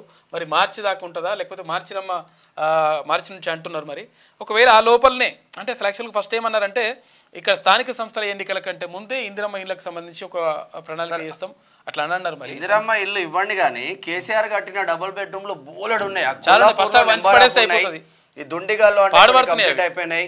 ఇక్కడ మొత్తం చాలా పెద్ద ఎత్తున ఉన్నాయి. ఆ ఇల్లులను ఫస్ట్ వంచండి. అలా రకరకాల కార్యక్రమాలు జరుగుతున్నాయి, చూసుకోరు. మరి అసాంఘిక కార్యక్రమాలు జరుగుతా ఉన్నాయి. సాయంత్రం పూట ఓన్లీ 9-10 గంటలకు ఆ డ్రగ్స్ మంచిగా చేసి నీటి సౌకర్యం కల్పించి ఆ విద్యుత్ మొత్తం అవి ఇచ్చేస్తే కొంతవరకు ఉంటది లెక్క. ఇప్పుడు ఇది ఎప్పుడు రెడీ కావాలి, ఎప్పుడు కట్టాలి, ఎప్పుడు ఇవ్వాలి? ఇది ఓకే అవ్వా ఒకసారి ప్యాన్ తీసేసి మళ్ళీ పెట్టు. కింది ఓకే మళ్ళీ ప్యాన్ బెట్. ఇందిరమ్మ ఇల్లు పథకం కింద అర్హులైన పేదలకు పక్కా ఇల్లు ఇస్తామన్నారు. ఈ ఏడాది మార్చిలో భద్రాద్రి కొత్తగూడెం జిల్లాలో పథకాన్ని ప్రారంభించారు. కానీ ఇప్పటికీ అమలుకు నోచుకోలేదు. ఇళ్ల మంజూరు, లబ్ధిదారుల జాబితా ఖరారుకు గ్రామీణ పట్టణ ప్రాంతాల్లో నియమించ తలపెట్టిన ఇందిరమ్మ కమిటీలు కూడా పూర్తి స్థాయిలో ఏర్పడలేదు. ఆ కమిటీలలోనే లోలి నడుస్తుంది. దసరా దీపావళికే ఈ పథకాన్ని అమలు చేస్తామంటూ వివిధ వేదికలపై ప్రకటించారు. అవి కేవలం ప్రకటనలుగా మిగిలిపోయాయి. దీంతో తమకు ఇల్లు ఎప్పుడు మంజూరు అవుతాయని లక్షల మంది పేదలు ఎదురు చూస్తున్నారు. చాలా మంది ఎదురు చూస్తున్నారు. ఇవి కూడా స్టార్ట్ చేస్తే బీఆర్ఎస్ లాగానైతే చేయకండి. జరా కార్యకర్తలకు 2-3 ఇల్లులు ఉన్నాయంట ఒక్కొక్కరికి. పిల్లలకు సొంత వైద్యం ఇష్టారీతిన యాంటీబయాటిక్స్ ఇస్తున్న తల్లిదండ్రులు అంట. ఎందుకంటే ఇప్పుడు ఇది కరోనా నుంచి ఇష్టం వచ్చినట్టు సొంతంగా అందరు డాక్టర్లు అయిపోయారు. ఇది వచ్చింది, జ్వరం వచ్చిందా, ఇది 650 ఇట్లా అంటున్నారు. ఫలితంగా చిన్నారుల్లో ప్రభావం చూపని మందులు, చిన్న జబ్బులు తగ్గకపోవడంతో ఆసుపత్రులకు పరుగులు. 60% ఈ తరహా కేసులే ఉన్నాయంట. వేరే ఔషధాలు వాడాల్సిన దుస్థితి. మితిమీరిన యాంటీబయాటిక్స్తో ముప్పే అంటున్నారు వైద్యులు. కాబట్టి జాగ్రత్తగా వాడండి. వైద్యుల సలహా మేరకు మాత్రమే వాడాలి. ఇష్టం వచ్చినట్టు చేసుకుంటే యాగం అవుతుంది లెక్క. ఇక 13 ఏళ్ల పోరడు కోటిగాడు 1.10 అంటే కోటి 10 లక్షలతో రాజస్థాన్ సొంతమైన వైభవ్ భువనేశ్వర్ కు జాక్పాట్ 10.75 కోట్లు, 10.75 లక్షలు. దీపక్ చహార్ కు 9.25 లక్షలు. ముగిసిన ఐపీఎల్ మెగా వేలం. ఇక పెర్త్లో కంగారెత్తించేసి తొలి టెస్ట్లో ఆసీస్ పై భారత్ ఘన విజయం సాధించింది. ఇక బడిలో కలుషిత ఆహారం ప్రాణం తీసింది. ఇది ఎట్టి పరిస్థితుల్లో క్షమించరాని నేరం. ఇది ప్రభుత్వం చేసినటువంటి హత్యగా భావించాల్సి వస్తుంది. దీన్ని గతంలో కేసీఆర్ ఉన్నప్పుడు కూడా ఇదే జరిగింది. అంటే మా మనమడు ఏ తిండి తింటాడో మీ పిల్లలు కూడా అదే తిండి తింటారని చెప్పేసి కేసీఆర్ అన్నాడు. లాస్ట్కి వస్తే నిన్న పిల్లలే అమ్మాయిని చూస్తే అట్లనే నిన్న అమ్మాయిలు వచ్చిన ఒక 32 మంది. ఇవి మైదీపట్నంలో నైటింగల్ నర్సింగ్ కాలేజ్ అని ఉందంట. ఓకే, దాంట్లో జైన్ 10 నెలలు అవుతుంది. వాళ్ళకు కనీసం నీళ్లు కూడా లేవంట. స్నానం చేయడానికి 4 రోజులకు ఒకసారి స్నానం చేస్తున్నాడు. బకెట్లు పట్టుకొని పోతే మేము రెడ్ లైట్ ఏరియాకి పోయినట్టు అనిపిస్తుంది అన్న. ఘోరంగా అవమానిస్తున్నారు. అంటే తల్లిదండ్రులు పిల్లలు ఇక్కడ ప్రోగ్రామ్ చేస్తుంటే ఏడ్చేసింది అందరూ. అంటే ఎంత మందికి చెప్పినా, ఎంతమంది రాజకీయ నాయకులు చెప్పినా పట్టించుకోవట్లేదన్న. అది ఇష్టం ఉన్నట్టు మాట్లాడుతుంది ప్రిన్సిపాల్. ఆమె పైన చర్యలు తీసుకోండి, మా సర్టిఫికేట్ మాకు ఇప్పియండి, మేము వేరే కాలేజీలోనే చదువుకుంటాం. కనీసం తిండి కూడా పెట్టలేని పరిస్థితులు. మొత్తం SC/ST బిడ్డలు. Nightingale school of nursing college మైదీపట్నంలో. లంగకథలు ఎందుకు ఇవన్నీ? చేత కాకపోతే ఆ కాలేజ్ విలేజ్ పెట్టుకోదు, బంద్ చేయరు. ఏమంటుంది? ఆడపిల్లలు నేర్పించడం ఏంది? అట్లా మేము చూసుకుంటాం పో, మీరు చూసుకోపోండి. అయ్యే జాగీరు. బడిలో కలుషిత ఆహారం ప్రాణం తీసింది. గిరిజన ఆశ్రమ పాఠశాల విద్యార్థిని మృతి. కలుషిత ఆహారంతో తీవ్ర అస్వస్థత. ఇక 20 రోజులుగా నిమ్స్లో వెంటిలేటర్ పైన చికిత్స అందించిరట. పాప మృతికి ప్రభుత్వమే కారణం అని చెప్పేసి హరీష్ రావు అంటున్నాడు. ఇటువంటి ప్రాణాలు జరగకూడదు. ఏ ప్రభుత్వం ఉన్నా ఎవరున్నా సరే పేద బిడ్డలకు అన్యాయం జరగకూడదు. అక్కడ పిల్లల గురించి ఎవరు మాట్లాడాలి? ఎందుకంటే వాళ్ళకు ఓట్లు లేవు కాబట్టి వాళ్ళ గురించి మాట్లాడుతూ ఉండడం అన్నట్టు లెక్క. 100% మాట్లాడాల్సిన అవసరం ఉంటుంది. ప్రభుత్వ పాఠశాలల్లో లేకపోతే గురుకుల పాఠశాలల్లో చదువుతున్నటువంటి విద్యార్థులకు సంబంధించి 100% అండగా ఉండాల్సిన అవసరం ఉంటుంది. ఎందుకంటే వీళ్ళకు అది అవి ఓట్లు లేకపోవచ్చు, వాళ్ళ తల్లిదండ్రులు లేరా, వాళ్ళకు బంధువులు లేరా, పిచ్చి అవి ఎటువంటి మానుకోరి. ఎందుకంటే చాలామంది అంటే అందులో వచ్చిన డబ్బులు కూడా మొత్తం మింగేస్తున్నారంట. ఇదంతా కూడా కథ తేలాలి. వస్తాం ఒకసారి. ఇక రాష్ట్రంలో అంబార్ రెసోజెట్ పరిశ్రమలు 250 కోట్లతో ఎలక్ట్రానిక్ ఉత్పత్తుల ప్లాంట్ 3 ఏళ్లలో స్థాపన, 1000 మందికి ఉపాధి. శ్రీధర్ బాబులు కలిసిన సంస్థ ప్రతినిధులు. ఇక పాన్ 2.0 ఎయిమ్ 2.0 అంట. QR కోడ్లతో పాన్ కార్డు నవీకరణ. ఇక 2028 దాకా అటల్ ఇన్నోవేషన్ మిషన్ అంట. ఇక కీలక నిర్ణయాలకు కేంద్ర కేబినెట్ ఓకే చెప్పింది. ఇక పీఠముడి సీఎం ఎవరనేది తేల్చుకోలేకపోతున్న మహాయుతి పక్షాలు. ఢిల్లీలో పార్టీ పెద్దలతో చర్చలు జరిపి ముంబైకి ఫడ్నవీస్ షిందే సీఎంగా చేరి 2.5 ఏళ్లకి ప్రచారం. ప్రజా ప్రతినిధ్య చట్టం ప్రకారం 15వ అసెంబ్లీ ప్రారంభమైనట్లే. మహారాష్ట్రలో రాష్ట్రపతి పాలన ఉండకపోవచ్చని నిపుణులు చేస్తున్నారు. 3 రోజులు ఇప్పుడు ఇరియాల రేపు ఎల్లుండి 3 రోజులు గ్యాప్ ఉంది. 29కి ఒకవేళ ప్రమాణ స్వీకారం ఉంటుంది అంటారు. ఆ లోపల సీఎం ఎవరు? ఇక్కడ ఏక్నాథ్ షిండే, ఇప్పుడు ముఖ్యమంత్రిగా ఉన్న ఏక్నాథ్ షిండే ఉంటాడా అంటే శివసేన పార్టీకి సంబంధించి, లేదంటే భారతీయ జనతా పార్టీకి సంబంధించి ఫడ్నవీస్ ఉంటారా అనే దానిపైన చర్చ జరుగుతూ ఉంది. అజిత్ పవార్ అయితే కాంప్రమైజ్ అయ్యిందంట. కాకపోతే ఇద్దరి మధ్యలో ఫడ్నవీస్ ఢిల్లీ నుంచి ముంబైకి వచ్చేసిండు కావచ్చు, క్లారిటీ వచ్చినట్టు కనిపిస్తూ ఉంది. కాంగ్రెస్ ను కూకటి వేలతో పెకిలిస్తాం. మీ పని అయిపోయింది, నువ్వు పెకిలించలేదు. నీ పని పార్లమెంట్ ఎలక్షన్లలో కూకటి వేలతో పార్టీ వీకింది, మొత్తం వీకింది. ఎందుకంటే ఈ అహంకారం ఉండే చూసినావా? అహంకారం. మనుషుల్ని కలువురా నాయన, మనుషులు మాట్లాడరా బాబు అంటే ఎమ్మెల్యేలు కూడా కలవలే. అరే కనీసం అసలు అంటే ఉద్యమ సమయంలోనేమో కలిసి పనిచేసినాం, నీతో మనం కలిసి పనిచేసినవే రావన్న, కానీ ఎన్నడన కలిసిన పాపాన పోలే. తర్వాత అహంకారం ఇట్లా మేమనే అహంకారం ఎప్పుడు కూడా హిట్లర్ అసంటోనే కథం చేసింది. ఎందుకంటే చరిత్ర ఇట్లా చాలా మందికి ఉంటుంది, చాలా మంది కాలగర్భంలో కలిసిపోతారు, గుర్తుపెట్టుకో. కాంగ్రెస్ ను వెకిలిస్తారంటే నీ పెకిలించు చూసుకో ఫస్ట్. రైతుల భూములు గుంజుకుంటున్నా నీయంతా రేవంత్కు బుద్ధి చెప్పుదాం. మానుకోట ఇప్పుడు అట్లా అవును ఇది అంటుండు కదా. ఒక్క నిమిషం. ఇగో కొండపోచమ్మ సాగర్కి సంబంధించి వాళ్ళు నిర్వాసితులు ఉన్నారు కదా, వాళ్ళకి ఇప్పటికి కూడా పైసలు ఇవ్వలేదంట. వాళ్ళు నిన్న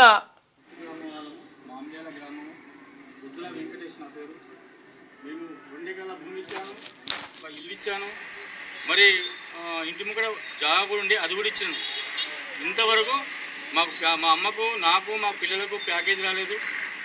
మన ఇల్లు ఆన్సర్ ఇవ్వలేదు. ఇక లిస్ట్ కూడా మరి 2 లిస్ట్ పేరుంది.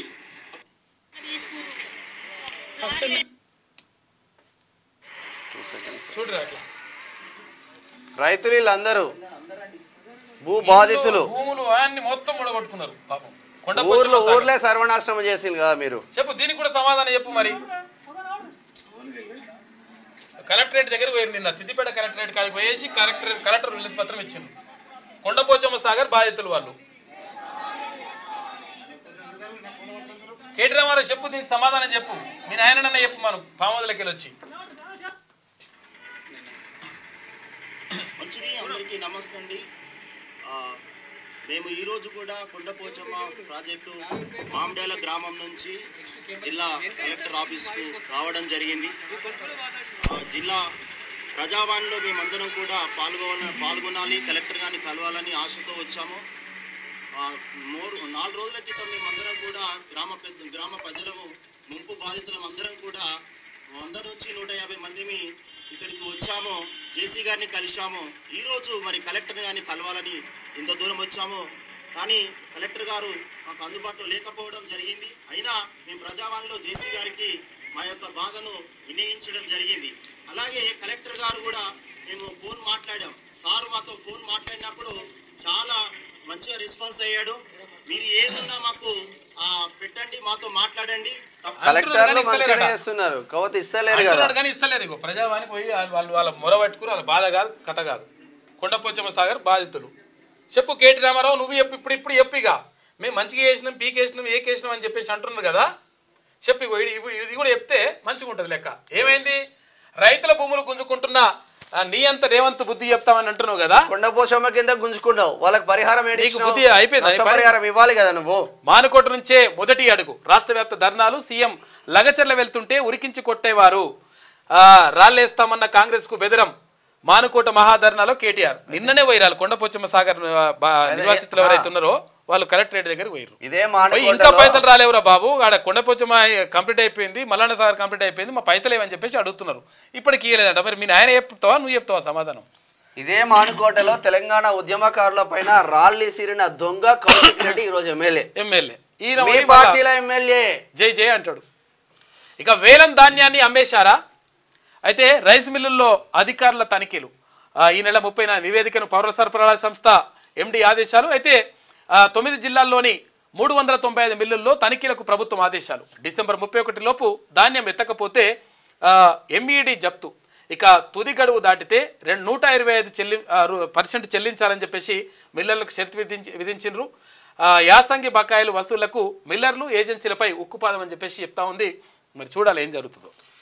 ఇది ఆంధ్రజ్యోతిలో ఉన్న వార్తాకథనాలు. ఒకసారి శనార్థి తెలంగాణ చూద్దాం.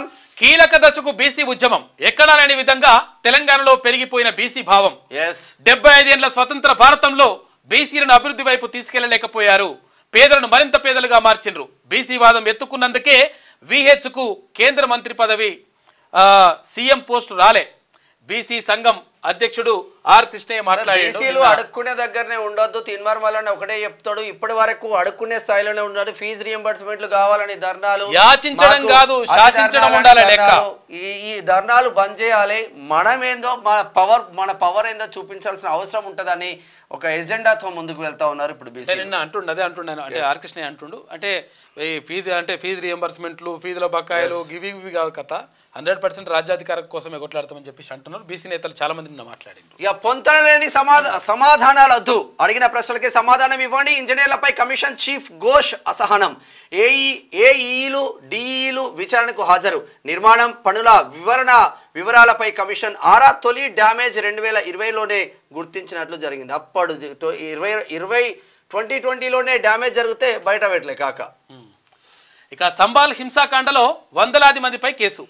ఎస్పీ ఎంపీ ఎమ్మెల్యే కుమారుడి పైన కేసు నమోదు చేసిండ్రు. వారిద్దరూ స్థానికులను రెచ్చగొట్టినట్టు పోలీసుల ఆరోపణ. అల్లర్ల నిందితులను అరెస్టు చేస్తామని చెప్పేసి వెల్లడించారు. ఇక్కడ ఎస్పీ అంటే సమాజ్వాద్ పార్టీ ఎంపీ, ఆయన అదే వర్గానికి చెందిన ఉన్నాడు కాబట్టి రెచ్చగొట్టింది. ఉత్తరప్రదేశ్లోని సంబాల్ జిల్లాలో ఆదివారం జరిగిన హింసాకాండపై పోలీసులు కేసులు నమోదు చేశారు. Samajwadi party SP MP Ziaur Rehman Barq, స్థానిక ఎస్పీ ఎమ్మెల్యే ఇక్బాల్ మొహమ్మద్ కుమారుడు సోహెల్ ఇక్బాల్ తో పాటు వందలాది మందిని నిందితులుగా పేర్కొంటూ కేసులు. ఎంపీ అయిననే, ఎమ్మెల్యే అయిననే, వాళ్ళ కుమారుడు వాళ్ళ వర్గాలను రెచ్చగొట్టిండ్లు. పోలీసుల పైన రాళ్ళేసి 35 మంది పోలీసు వాళ్ళు హాస్పిటల్లో పడ్డారు. ఇక అదానీ రచ్చ. ఇండియా కూటమి ఆందోళన. దద్దరిల్ల పార్లమెంటు. అదానిపై అభియోగాలపై చర్చకు పట్టు. ఇక జేపీసీ వేయాలంటూ ఎంపీలు డిమాండ్ చేసిండ్రు. అనుమతి నిరాకరించడంతో గందరగోళం నెలకొన్నది. రేపటికి ఉభయ సభలు వాయిదా పడ్డాయి, అంటే ఇవాళకి. అదానీ నిధులు నిరాకరణ. సీఎం రేవంత్ రెడ్డి సంచలన ప్రకటన. వివాదాల్లో ఇరుక్కోవడం ఇష్టం లేదు. అదానిపై ఆరోపణల కారణంగా నిర్ణయం తీసుకున్నట్టు. మంచి నిర్ణయం అనేది వాస్తవంగా. ఇక కవితక్క చూద్దాం, గమ్మత్తు ఉంటుంది. కవితక్క కొత్త రాగం. బీసీ వాదంతో మళ్ళీ తెరపైకి. ఇండియన్లు బీసీలు ఎటుపోయే. అధికారం ఉన్నన్ని రోజులు గుర్తు రాలేదు. పార్టీలో కనీసం గుర్తింపు ఇయ్యలే. ఏంది డెడికేటెడ్ కమిటీని కలిసి హడావుడి. ప్రాంతీయ పార్టీలతోనే బీసీలకు న్యాయమాట. మరి మీది ప్రాంతీయమా జాతీయమా చెప్పండి మీ పార్టీ. బీజేపీ సంగతి సరే, ముందు మీ సంగతి ఏంది? ముందు బీఆర్ఎస్ చీఫ్ పదవిని బీసీలకు ఇవ్వండి అంటూ సెటైర్లు. అవసరం ఉంటేనే అక్కకు గుర్తొస్తారా? బీసీలు బీసీల కోసం కొట్లాడడానికి బీసీ నాయకులు చాలా మంది ఉన్నారు అక్క. కవిత యాదవ్, ముదిరాజు, పటేలు, కొత్త రాగానికి వందనం, జర పక్కన ఉండాలి మీరు. అయితే ఈమె ఇప్పుడు ఏమైతే తెలుసా, ఏదైతే ముందుకొస్తుందో ప్రజలలో ఏదైతే నాంతుంటుందో ఏదైతే ఇక విజయం సాధించడానికి రెడీగా ఉంటుందో దాన్ని క్యాప్చర్ చేస్తారు. ఆడికి పోయి కూర్చుంటుంది ఆమె. కూర్చొచ్చి ఎట్టి పరిస్థితుల్లో జరగాలి అట్లా అంటది. అట్లా అనగానే ఎట్లకైనా 4 రోజులు అయినాక అవుతుంది కదా. మహిళల రిజర్వేషన్ కూడా అట్లనే అట్లే అంటే మహిళా రిజర్వేషన్ ఇస్తారని చెప్పేసి తెలిసిపోయింది. కేంద్ర ప్రభుత్వం ఇస్తుంది 30% రిజర్వేషన్ ఇస్తుంది, ఇదంతా తెలిసిపోయిన తర్వాత అట్లయితుంది మహిళా రిజర్వేషన్ కావాలని చెప్పేసి ఆడికి పోయి కొట్లాడింది. అదే బీఆర్ఎస్ మీ నాయననేమో ఒక మంత్రిని ఇయ్యలే ఫస్ట్ టైం. అదే బీఆర్ఎస్ పార్టీలో 33% మహిళలకు రిజర్వేషన్లే ఉండవు. ఏం రాకుండా ఇప్పుడు మళ్ళీ బీసీలకు అన్యాయం చేసింది కొద్దు మీ అయ్యనే, మీ నాయననే. 34% రిజర్వేషన్ ఉంటే స్థానిక సంస్థలకు సంబంధించి దాని 18% తీసుకొచ్చేసి నాశనం చేసిండు మీ అయ్యా. మళ్ళీ ఇప్పుడు వచ్చేసి ఈమె బీసీ రాగం ఎత్తుకున్నదిగా. అక్క ఒక్క మంగళైన సర్పంచ్ కూడా కాలేకపోయిండు మీ ద్వారా. ఒక్క మంగళైన కూడా సర్పంచ్ కూడా కాలేకపోయిండు. అంటే మీ పరిస్థితి అట్లా చేసిండు మీరు. తెలంగాణలో బీసీ వాదం రోజు రోజుకి బలపడుతుంది. అయితే దీంతో ఇన్నేళ్లుగా బీసీలంటే చిన్న చూపు చూసిన వాళ్ళు సైతం బీసీల దరి చేరేందుకు తెగ ఆరాటపడిపోతున్నారు. ప్రస్తుతం తెలంగాణలో కాంగ్రెస్ సర్కార్ చేపట్టిన కుల గణనను తమకు అనుకూలంగా మార్చుకునేందుకు ఎవరికి వారు విశ్వ ప్రయత్నాలు చేస్తున్నారు. బీసీల తరపున ఏనాడు గొంతెత్తనోళ్ళు సైతం మాది బీసీ ఎజెండా అంటూ కొత్త డ్రామా చురువు చేశారు. ఈ క్రమంలోనే గులాబీ బాస్ కేసీఆర్ సైతం బీసీ కార్డును వాడుకునేందుకు నయా స్కెచ్ చేశారు. ఇక 10 ఏళ్ల కాలంలో బీసీలకు పైసా పనికొచ్చే పని చేయని కేసీఆర్ తన బిడ్డ కవితను రంగంలోకి దించారు. ఇప్పటికైనా బీసీల తరపున మాట్లాడకపోతే బీసీ సమాజం బీఆర్ఎస్కు దూరం కావడం ఖాయమనే విషయం కేసీఆర్ కాకకు ఇప్పటికే స్పష్టమైంది. దీంతో జైలుకెళ్ళొచ్చిన బిడ్డ కవితకు కొత్త వేషం కట్టి బీసీలపై కపట ప్రేమ ఒలకబోయాలని ఉవ్విల్లూరుతోంది. కానీ తెలంగాణ బీసీ సమాజానికి ఎవరంటే ఎవరు ఏంటనే దానిపై మంచి క్లారిటీ ఉందనే చెప్పాలి. కవితను కాదు కదా వాళ్ళ అయ్య కేసీఆర్ దిగొచ్చి బీసీ జపం చేసిన కల్వకుంట్ల కుటుంబాన్ని వీసమెత్తు నమ్మే పరిస్థితి లేదు. నిజానికి లిక్కర్ స్కామ్ కేసు తర్వాత ఎమ్మెల్సీ కల్వకుంట్ల కవిత సైలెంట్ అయిపోయారు. మీడియాకు సైతం కట్టబడకుండా తిరిగారు. ఒక రకంగా కేసీఆర్ సైతం లిక్కర్ కేసులో కవిత జైలుకు వెళ్లడంతోనే సైలెంట్ అయ్యారు. కానీ తాజాగా బీసీలకు న్యాయం అంటూ పూలే ఫ్రంట్ పేరుతోటి బలంగా రీఎంట్రీ ఇచ్చేందుకు పావులు కదుపుతుందంట. అక్క ఇట్లా అయింది లెక్క. పూలే ఎంత గొప్ప వ్యక్తి, మీరు వచ్చి పూలే ఫ్రంట్ అని పెడితే ఇక ఎటు పోవాలో కూడా అర్థం కాదు. చూసుకో ఇక ఇది ఇట్లా ఉంటే జాక్టో ఎమ్మెల్సీ అభ్యర్థిగా పూల గతంలోనూ 6 ఏళ్లు పనిచేసిన పూల రవీందర్ ఉద్యమ సమయంలోని కీలక పాత్ర. సమర్థులను చట్టసభలకు పంపితేనే న్యాయం. ఉపాధ్యాయుల పక్షాన చర్చలు లేకపోవడం బాధాకరం. ఉపాధ్యాయ సంఘాల సంయుక్త కార్యాచరణ సమితి నిన్న ఒక మంచి నిర్ణయం తీసుకున్నారు. గతంలో ఎమ్మెల్సీగా పనిచేసిండు పూల రవీందర్, ఆయన టీచర్ ఎమ్మెల్సీగా పనిచేసిండు. తర్వాత నిజంగా కూడా అంటే కొంతవరకు టీచర్ల కోసం కొట్లాడేటువంటి పరిస్థితి. కాబట్టి జాక్టో ఎమ్మెల్సీ అభ్యర్థిగా వాళ్ళు అందరు కలిసి పూల రవీందర్ని ప్రకటించారు. అంటే మార్చి ఇక్కడ ఉపాధ్యాయ సంఘాల సంయుక్త కార్యాచరణ సమితి ఎమ్మెల్సీ అభ్యర్థిగా మాజీ ఎమ్మెల్సీ పూల రవీందర్ ను ప్రకటించారు. మార్చి 2025లో జరగనున్న వరంగల్, ఖమ్మం, నల్గొండ ఉపాధ్యాయ నియోజకవర్గ ఎమ్మెల్సీ ఎన్నికల బరిలో బీసీ అభ్యర్థి అనుకోండి, బీసీ అభ్యర్థిగా రంగంలోకి దిగబోతున్నారు. జాక్టో తరపున పూల రవీందర్ బరిలో నిలవనున్నారు. ప్రస్తుతం ఉపాధ్యాయ, అధ్యాపక, ఆచార్యుల సమస్యల ప్రక్షాళన చట్టసభల్లో ఆశించిన మేర చర్చలు లేకపోవడం బాధాకరమని JACTO chairman G Sadananda Goud తెలిపారు. సమర్థులను చట్టసభలకు పంపిస్తేనే ప్రభుత్వానికి సరైన సలహాలు, సూచనలు చేస్తూ అందరి ప్రయోజనాలు కాపాడే అవకాశం ఉంటుందని తెలిపారు. పూల రవీందర్కు గతంలో ఇదే నియోజకవర్గం నుంచి ఉపాధ్యాయ ఎమ్మెల్సీగా 6 సంవత్సరాలు పనిచేసిన అనుభవం ఉందన్నారు. అయితే రవీందర్ 40 ఏళ్ల పాటు ఉపాధ్యాయ సంఘాల లీడర్గా పనిచేశారని, విద్యారంగ సంక్షేమానికి నిరంతరం పాటుపడే స్వభావం ఉందని చెప్పారు. తెలంగాణ ఉద్యమంలో టీటీజేఏసీ చైర్మన్గా క్రియాశీలక పాత్ర పోషించారని, ఉపాధ్యాయ ఉద్యోగ సంఘాలను ఏకతాటిపై తీసుకొచ్చి సకల జనుల సమ్మెను విజయవంతంగా నడిపించారని పేర్కొన్నారు. 2015లో నాటి ముఖ్యమంత్రిని ఒప్పించి ఉపాధ్యాయ బదిలీలు, పదోన్నతులు చేపట్టడంలో పూల రవీందర్ కృషి ఎంతో ఉందని వివరించారు. అయితే కేజీబీవీలో పనిచేస్తున్న సిఆర్టీల విషయంలో నాటి కేంద్ర మంత్రి ప్రకాష్ జవదేకర్తో మాట్లాడి కఠిన నిబంధనలు తొలగించి ప్రతి ఏటా రెన్యువల్ చేయించడం, 12 నెలల వేతనం ఇప్పించడంలో కృషి గొప్పదన్నారు. గిరిజన సంక్షేమ ఆశ్రమ పాఠశాలల్లోనూ సిఆర్టీలకు 12 నెలల వేతనం ఇప్పించారని, ప్రభుత్వాన్ని ఒప్పించి మిడిల్ స్కూల్స్లో ఇక 2వ ఫేజ్లో పీజీటీ, టీజీటీ ఉపాధ్యాయుల నియామకాలు చేపట్టేలా కృషి చేశారని కొనియాడారు. అయితే 3 ఉమ్మడి జిల్లాల పరిధిలోని జాక్టో భాగస్వామి ఉపాధ్యాయ సంఘాలు ఎమ్మెల్సీగా పూల రవీందర్ గెలుపునకు కృషి చేయాలని పిలుపునిచ్చారు. సమావేశంలో జాక్టో ప్రధాన కార్యదర్శి కె కృష్ణుడు, కోశాధికారి జి మహేంద్ర చంద్రుడు, ప్రచార కార్యదర్శి ఎండి అబ్దుల్లా తదితరులు పాల్గొన్నారు. మొత్తం మీద ఇక్కడ ఎమ్మెల్సీ టీచర్ ఎమ్మెల్సీ అభ్యర్థిగా పూల రవీందర్ని మరొకసారి ప్రకటించిన వాళ్ళు, అంటే ఇక్కడ జాక్టో ప్రకటించింది. మరి ఉపాధ్యాయ సంఘాలన్నీ కూడా మరి ఎవరికి మద్దతు తెలియజేస్తూ విద్యార్థిని శైలజ మృతి. వాంకిడి పాఠశాలలో 3న ఫుడ్ పాయిజన్. నిమ్స్ లో శైలజకు చికిత్స, నిన్న మృతి. 22 రోజులుగా ప్రాణాలతో పోరాటం, సర్కార్ నిర్లక్ష్యానికి విద్యార్థిని బలి అంటున్నారు హరీష్ రావు. 50 లక్షల ఎక్స్గ్రేషియా ఇవ్వాలని డిమాండ్ చేస్తా ఉన్నారు. ఇవాళ కరెక్టే, కానీ మీరెంత ఇచ్చిర్రా నాయన? అసలు మీకు ఏది మాట్లాడినాక మీకే వస్తుంది కథ, చుట్టూ తిరుగుతుంది, మళ్ళీ ఆడికే వస్తుంది లెక్క. అతి త్వరలో రైతు భరోసా రైతుల ఖాతాల్లో జమ చేస్తాం. అన్నదాతలను బీఆర్ఎస్ బీజేపీలు రెచ్చగొడుతున్నాయి. రైతులు ఎవరు ఆందోళన చెందొద్దని చెప్పేసి మంత్రి పొన్నం ప్రభాకర్ గౌడ్ అంటున్నాడు.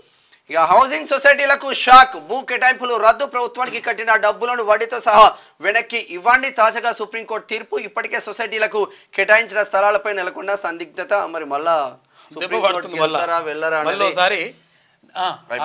నిరాకరణ అయిపోయింది. ఇది శనార్థిలో ఉన్నటువంటి ప్రధాన కథనాలు. అయితే ఒకసారి దిశ చూద్దాం. అబార్షన్ మా హక్కు. గర్భస్రావానికి వ్యతిరేకంగా చట్టాలెందుకు? గలం విప్పుతున్న మహిళలు. 24 దేశాల్లో పూర్తిగా బ్యాన్. మరి ఇండియాలో కూడా ఆస్కారం ఉంటుంది. ఎందుకంటే ఇప్పుడు మేజర్ అంటే సరిపోతుంది. 2 మేజర్స్ అయితే ఎక్కడైనా పెళ్లి చేసుకోవచ్చు, సహజీవనం చేయవచ్చు. మరి గర్భం వస్తే మళ్ళా ఇక ఏంది భయంగా గర్భస్రావాలు ఎందుకు? ఇప్పుడు మొన్న అమెరికా ఎలక్షన్లలో ఏకంగా ప్లకార్డులు పెద్ద అంశంగా మారింది అక్కడ. ఎందుకంటే ఎలక్షన్లో కూడా ప్రధాన అంశంగా మారింది. ఇక్కడ గర్భస్రావం అంటే ఇక్కడ అబార్షన్ చేయించుకోవడం సంబంధించి ఒక చర్చ జరుగుతూ ఉంది. అబార్షన్ చేయించుకుంటే మంచిదని చెప్పేసి కొంతమంది కొట్లాడుతూ ఉంటే అట్టెట్లా అబార్షన్ చేయించుకుంటారు. దీనివల్ల అంటే ఇక్కడ అక్రమ సంబంధాలు ఇవన్నీ కూడా పెరిగిపోతాయి. తర్వాత ఇక్కడ ఇవన్నీ ఉంటాయి. పెళ్లి కాకుండానే ఇట్లా గర్భం దాలుస్తారు అనేటువంటి వాదన కూడా ఉన్నది. మరి రెండిట్లల్లా అంటే అసలు దేనిపైన మరి మొగ్గు చూపుతారు? తర్వాత మహిళలు నిజంగా ఎటువైపు ఉన్నారనే విషయం పైన ఒక చర్చ మాత్రం జరుగుతూ ఉంది. మరి అబార్షన్ మా హక్కు అని చెప్పేసి అమెరికా 24 దేశాలలో మాత్రం పూర్తిగా బ్యాన్ చేసేసి వాళ్ళ ఇష్టం. అబార్షన్ చేసుకుంటారా చేసుకోరు అనేది వాళ్ళ ఇష్టం.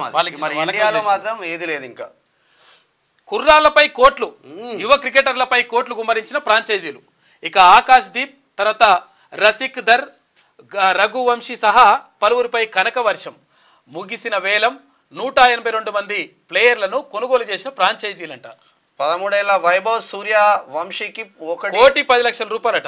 చిన్న పిల్లవాడికి. భువనేశ్వర్ కు 10,75 లక్షల రూపాయలు ఆర్సీబీ కొనుగోలు చేసింది. ఇక వచ్చే నెల 15-16వ తేదీలో గ్రూప్ 2 ఉండబోతుంది.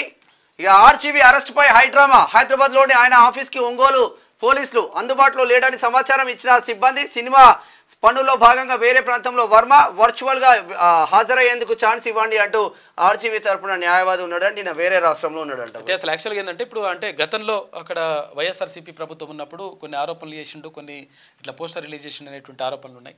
ఈ నేపథ్యంలో ఇప్పుడు ఉన్నటువంటి ప్రభుత్వం చంద్రబాబుకు వ్యతిరేకంగా ఏకంగా సినిమానే తీసిండు అప్పుడు తీసిండని చెప్పేసి ఇప్పుడు కక్ష గట్టి ఇప్పుడు చేస్తుందని ఆయన కొంచెం బయటకు వెళ్ళిపోయింది. 5.5 టన్నుల డ్రగ్స్ సీజ్. అండమాన్ జలాల్లో స్వాధీనం. షిప్పింగ్ బోట్లు తరలిస్తుండగా పట్టుకున్న ఇండియన్ కోస్ట్ గార్డ్ అధికారుల అదుపులో 6 మయన్మార్ పౌరులు. ఇప్పటి వరకు ఐసీజీ పట్టుకున్న డ్రగ్స్ లో ఇదే అతి పెద్దది. దాడికి పాల్పడిన వారిని శిక్షించాలి, అమాయకులను వదిలేయండి. భూములు ఇచ్చేందుకు రైతులు సిద్ధంగా లేరు.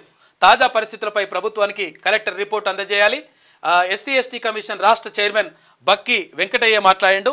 లగచెర్ల రోటిబండ తండాలో నిన్న వాళ్ళు పర్యటించారు. గిరిజనులను సర్వనాశనం చేస్తున్నారు. నిజంగా కూడా అసలు యాక్చువల్గా నిజంగా కూడా అమాయకులైనటువంటి రైతులు, అమాయకులైనటువంటి గిరిజన బిడ్డలు అక్కడ అన్యాయానికి గురైనరు. అయితే విషయం ఏంటంటే అది పక్కకు పెడితే అసలు యాక్చువల్గా దీన్ని కుట్ర చేసి, ఎందుకంటే కేటీ రామారావు కుట్ర చేసి, కేటీ రామారావు తర్వాత ఆయన పేరు నరేందర్ రెడ్డి, పట్నం నరేందర్ రెడ్డి, ఈ పట్నం నరేందర్ రెడ్డి తర్వాత వీళ్ళంతా కలిసి కుట్ర చేసేసి పాపం వాళ్ళని ఇరికిచ్చేసారు ఇప్పుడు కథ. కాబట్టి వాళ్ళకి మాత్రం పాపం అట్లా తప్పు చేసినోడు జైలుకి పోతే ప్రాబ్లం లేదు. అమాయక గిరిజన రైతులు, తప్పు చేయని గిరిజన రైతులు జైలుకి పోతేనే బాధ అనిపిస్తుంది. ఈడబ్ల్యూఎస్ అన్యాయం అంటూ వినతులు. వాళ్లకు 10% రిజర్వేషన్ ఎందుకని బీసీలు ప్రశ్నిస్తున్నారు. బీసీ గణన శాస్త్రీయంగా ఉండాలి. వివరాలను ప్రభుత్వానికి హైకోర్టుకు అందజేస్తాం. బీసీ కమిషన్ చైర్మన్ నిరంజన్ మాట్లాడిండు. ఈడబ్ల్యూఎస్ ఏది అన్యాయం అని చెప్పేసి అంటా ఉన్నారు. నిజంగా కూడా అక్కడ ఏది మధ్యప్రదేశ్కి సంబంధించి కోర్టు కూడా, హైకోర్టు అక్కడ స్పష్టంగా క్లియర్గా చెప్పింది. ఏంటంటే అసలు యాక్చువల్గా 100% ఇప్పుడు 100% మంది ఉంటారు, 100 మంది ఉన్నారు అనుకో. 100 మంది ఉంటే అప్పటికే 50% నుంచి 55% దాకా ఆల్రెడీ రిజర్వేషన్లు వెళ్ళిపోయినాయి. ఎందుకంటే బీసీలకు 27% రిజర్వేషన్, ఎస్సీలకు 15% రిజర్వేషన్, ఎస్టీలకు 7.5% రిజర్వేషన్, ఇట్లా మొత్తం ఒక్కొక్క రిజర్వేషన్లన్నీ వెళ్ళిపోయినాయి. అదే కాకుండా దివ్యాంగులకు 4 నుంచి 5% రిజర్వేషన్, తర్వాత ఇక్కడ ఎన్సీసీ కోటా కింద 1% రిజర్వేషన్, స్పోర్ట్స్ కోటా కింద 1% రిజర్వేషన్, 2% ఇట్లా రిజర్వేషన్లు అన్నీ వెళ్ళిపోయినాయి. ఇవన్నీ వెళ్ళిపోయిన తర్వాత 50% కట్ట అయిపోయిన తర్వాత మిగతా ఏవైతే 50% ఉంటుందో ఆ 50%లో మాత్రమే 10% రిజర్వేషన్, అది కూడా అప్ టు 10%. అంటే 0 నుంచి 10% రిజర్వేషన్ ఇచ్చుకోవచ్చు. అంటే 10% రిజర్వేషన్ ఇవ్వాలని రూల్ లేదు, కానీ అట్లా ఇచ్చుకోవచ్చు అని చెప్పేసి ఒక రూల్ ఉన్నది. కానీ అది పక్కకు పెట్టేసి 100% ఏవైతే 100 మంది ఎవరైతే ఉంటారో 100లో 10% ఇవ్వడం వల్ల చాలా నష్టపోతుండ్రు అని చెప్పేసి చాలా వేలాదిగా వినతి పత్రాలు వస్తున్నాయంట బీసీ కమిషన్ చైర్మన్కు. ఆయన నిరంజన్ గారు చెప్తా ఉన్నారు 100% దీన్ని, అంటే ఇక్కడ మధ్యప్రదేశ్ ఇచ్చినటువంటి హైకోర్టు ఇచ్చినటువంటి తీర్పును 100% పరిగణలోకి తీసుకోవాలి. ఈ 10% రిజర్వేషన్ ఏదైతే ఉందో అది ఏదైతే ఓపెన్ ఉన్నదో, ఓపెన్ అంటే 50%లో ఆ 10% రిజర్వేషన్ తీసుకురావాలి. దాంట్లో కూడా ఎంత శాతం వస్తుంది ఏం కథ అనేటువంటి చూసుకోవాలి. కానీ ఇష్టం వచ్చినట్టుగా 10% రిజర్వేషన్ ఇచ్చుకుంటూ పోతే చాలామంది ఎస్సీ ఎస్టీ బీసీల బిడ్డలకు చాలా అన్యాయం జరుగుతూ ఉంది. కాబట్టి దీనిపైన 100% పునరాలోచన. ఒక్క రాష్ట్రంలో ఉన్న ఇప్పుడు కాంగ్రెస్ పార్టీలో ఉన్న పెద్ద పెద్ద మంత్రులు కావచ్చు, మరి ఎస్సీ కేటగిరీకి చెందిన మంత్రులు ఎందుకు మాట్లాడారు? కాంగ్రెస్ అనే కాదు, ఏ పార్టీకి సంబంధించిన ముఖ్యమంత్రి గారు మీరు అన్ని వర్గాలకు ప్రతినిధి కదా. బీసీ ఎస్సీ ఎస్టీ అందరు ఎమ్మెల్యేలు కూడా ఈ విషయం పైన మాట్లాడాలి. లేకపోతే ఓట్లేసింది వీళ్ళే, బీసీ ఎస్సీ ఎస్టీలే ఓట్లేసినరు, అందరు వేసినరు. అంటే వేసినరు కానీ అగ్రవర్ణ పేదలకు కూడా మంచి జరగాలంటున్నాం మనము.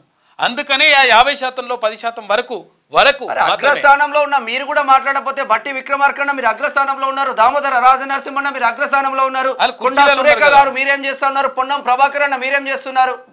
కుర్చీలో మాట్లాడారు మీరు. 100% మాట్లాడాలి, లేకపోతే దెబ్బ పడుతుంది. హౌసింగ్ సొసైటీలకు భూ కేటాయింపులు రద్దు, ప్రజా ప్రతినిధులు జడ్జీలు అధికారులు జర్నలిస్టులను ప్రత్యేక వర్గంగా గుర్తించడం సరికాదు, వీరికి కనీస ధరకు భూమి కేటాయించడం అసంబద్ధం, అహైతుకం, ఇది సమానత్వ హక్కు ఉల్లంఘనే, అసమానతకు దారితీస్తుంది, ప్రజాస్వామ్య వ్యవస్థపై నమ్మకాలు సడలే ముప్పు, సొసైటీ సభ్యుల డబ్బులను ప్రభుత్వం వడ్డీతో సహా చెల్లించాలంటూ సుప్రీంకోర్టు సంచలన తీర్పు అందజేసింది. అదాని 100 కోట్లు మాకొద్దు, స్కిల్ వర్సిటీకి ఆయన కార్పస్ ఫండ్ తీసుకోం, ఆ విషయంపై ఇప్పటికే వాళ్లకు లేఖ రాశాం, అదాని వివాదంలోకి తెలంగాణను లాగొద్దు, ఆ గ్రూప్తో బీఆర్ఎస్ హయాంలో అనేక ఒప్పందాలు, అందుకు కేసీఆర్ పై కేసులు పెట్టి ప్రాసిక్యూట్ చేయాలా, చట్టబద్ధంగా పెట్టుబడులు పెట్టేందుకు అందరికీ అవకాశం, మా ప్రభుత్వం ఏ ఒక్క కంపెనీకి ఫేవర్ చేయదు, ఢిల్లీకి వెళ్తున్నది ఎవరి కాల్లో పట్టుకోవడానికో కేసుల నుంచి తప్పించుకోవడానికో కాదు, రాజకీయ పక్షపాతం లేకుండా కేంద్రాన్ని కలిసినప్పుడే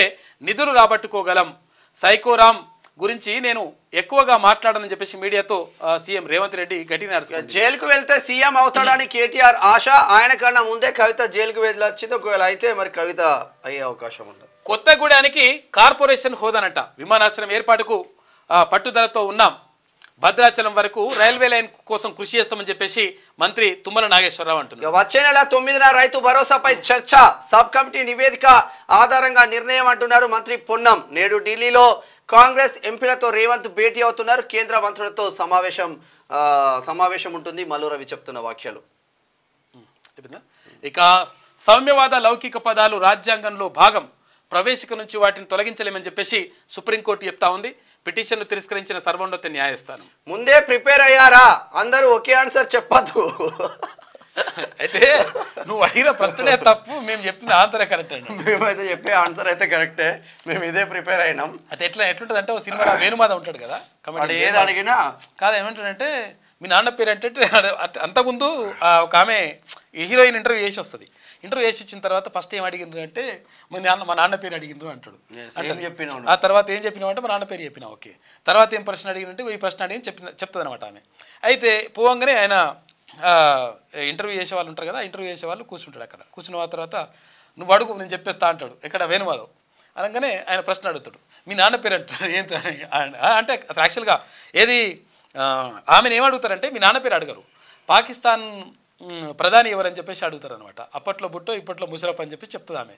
అయితే ఇప్పుడు ఈయనను కూడా అదే ప్రశ్న అనుకొని పోగానే మీ నాన్న పేరు ఏందని అడుగుతారు వేరు నాన్నది. అడిగితే అప్పట్లో బుట్టో ఇప్పట్లో ముషరఫ్ అంటాడు. అంటే ఇట్లా ఏముంటదంటే ఏ ప్రశ్న అడిగినా అదే సమాధానం చెప్తారు అన్నట్లు. ఇంజనీర్లు కూడా అంటాడు అన్నట్టు ఉద్యోగం రాకపోను ఏం చెప్పినవు నాయన మొత్తం అన్ని ఆ ఉల్టా సమాధానం చెప్తున్నావు అంటే నువ్వు అడిగిన ప్రశ్ననే తప్పు, నేను చెప్పిన జవాబు కరెక్ట్ అని చెప్తాడు అన్నట్టు. అట్లా ఇప్పుడు అన్ని రెడీ చేసి పెట్టుకున్నట్టు ఇవి ఇంజనీర్లు ఉంటారు కాబట్టి చిన్న చిన్న ఇంజనీర్లు ఆ ఇంజనీర్ అంతా ఆన్సర్ రెడీ చేసి పెట్టుకున్నట. ఆయన ఏ ప్రశ్న అడిగినా అదే సమాధానం చెప్తున్నట్టు లెక్క. అందరూ ఒకటే ఎట్లా చెప్తారు బాబు, అందరూ ఒకే ఆన్సర్ చెప్పదు. జస్టిస్ పిసి ఘోష్ అసహనం. మేడిగడ్డ బ్లాక్ 7 కుంగుబాటు విషయంలో ఇంజనీర్లపై ప్రశ్నల వర్షం. రికార్డులను మీరే నమోదు చేశారా అంటూ క్వశ్చన్స్. ఆ సమస్యపై 2022లోనే ఈకి 2 లేఖలు రాశామంటూ డిఈ భీమరాజు చెప్తున్న వ్యాఖ్యలు. విచారణకు 18 మంది ఇంజనీర్లు హాజరు, నేడు మరో 15 మంది హాజరవుతున్నారు. అయిపోయింది. ఇక పార్లమెంట్లో అదాని రగడ. జేపీసీ ఏర్పాటు చేయాలని కాంగ్రెస్ వాయిదా తీర్మానం. విపక్షాల నినాదాల మధ్యనే ప్రారంభమైన ఉభయ సభలు ప్రతిపక్షాల ఆందోళనతో రేపటికి వాయిదా. గుండాల కొందరి తీరు అంటున్నారు మోడీ. నేడు సంవిధాన్ సదన్ లో రాజ్యాంగ దినోత్సవ వేడుకలు జరుపుకుంటారు. ఇక పాన్ 2.0కు కేంద్ర కేబినెట్ ఆమోదం. అప్గ్రేడెడ్ పాన్ కార్డ్ వ్యవస్థ ఏర్పాటుపై నిర్ణయం. పేపర్ లెస్ గా పూర్తిగా ఆన్లైన్ లోనే పాన్ 2.0. 7,927 కోట్లతో 3 రైల్వే ప్రాజెక్టులకు గ్రీన్ సిగ్నల్ ఇచ్చిళ్ళు. 6,000 కోట్లతో వన్ నేషన్ వన్ సబ్స్క్రిప్షన్ కి ఉంటుందంట. ఇక అల్లుడు అదాని కోసమే సీఎం. ప్రభుత్వంపై రాష్ట్రంలో తిరుగుబాటు మొదలైందట. గిరిజనులకు అన్యాయం జరిగితే బంజారా రాష్ట్ర సమితిగా పోరాటం చేస్తాం. బీఆర్ఎస్ అంటే ఇప్పుడు బంజారా రాష్ట్ర సమితి అంటారు. చూసిన అయ్యుడు ఎప్పటికప్పుడు ఇట్లా మార్చుకోవాలంటే ఇక మీరే ఆయన అసలు యాక్చువల్లీ మిమ్మల్ని రంగులు మార్చినట్టే ఉంటుంది. ఇప్పుడు బీఆర్ఎస్ అంటే భారత రాష్ట్ర సమితి అని చెప్పేసి మొన్నటిదాకా ఇప్పుడు మీ నాయన ఇప్పుడేమో బంజారా రాష్ట్ర సమితి అని చెప్తున్నాడు. అంటే నిజంగా ఏంటంటే ఇప్పుడు విషయం చెప్పాలా, ఇప్పుడు వీళ్ళు ఏమంటారంటే ఎవరైతే గిరిజనులు ఉన్నారో బంజారా బిడ్డలు ఉన్నారో అన్యాయం జరుగుతుందన్నారు. బంజారా బిడ్డలే వచ్చి చెప్తా ఉన్నారు, అరే మమ్మల్ని మా వాళ్ళని అనవసరంగా తీసుకుపోయి అలా కేసులు ఇరికిచ్చిండ్రా బాబు అని చెప్పేసి ప్రెస్ మీట్ పెడతారు. చూసుకో ఒకసారి.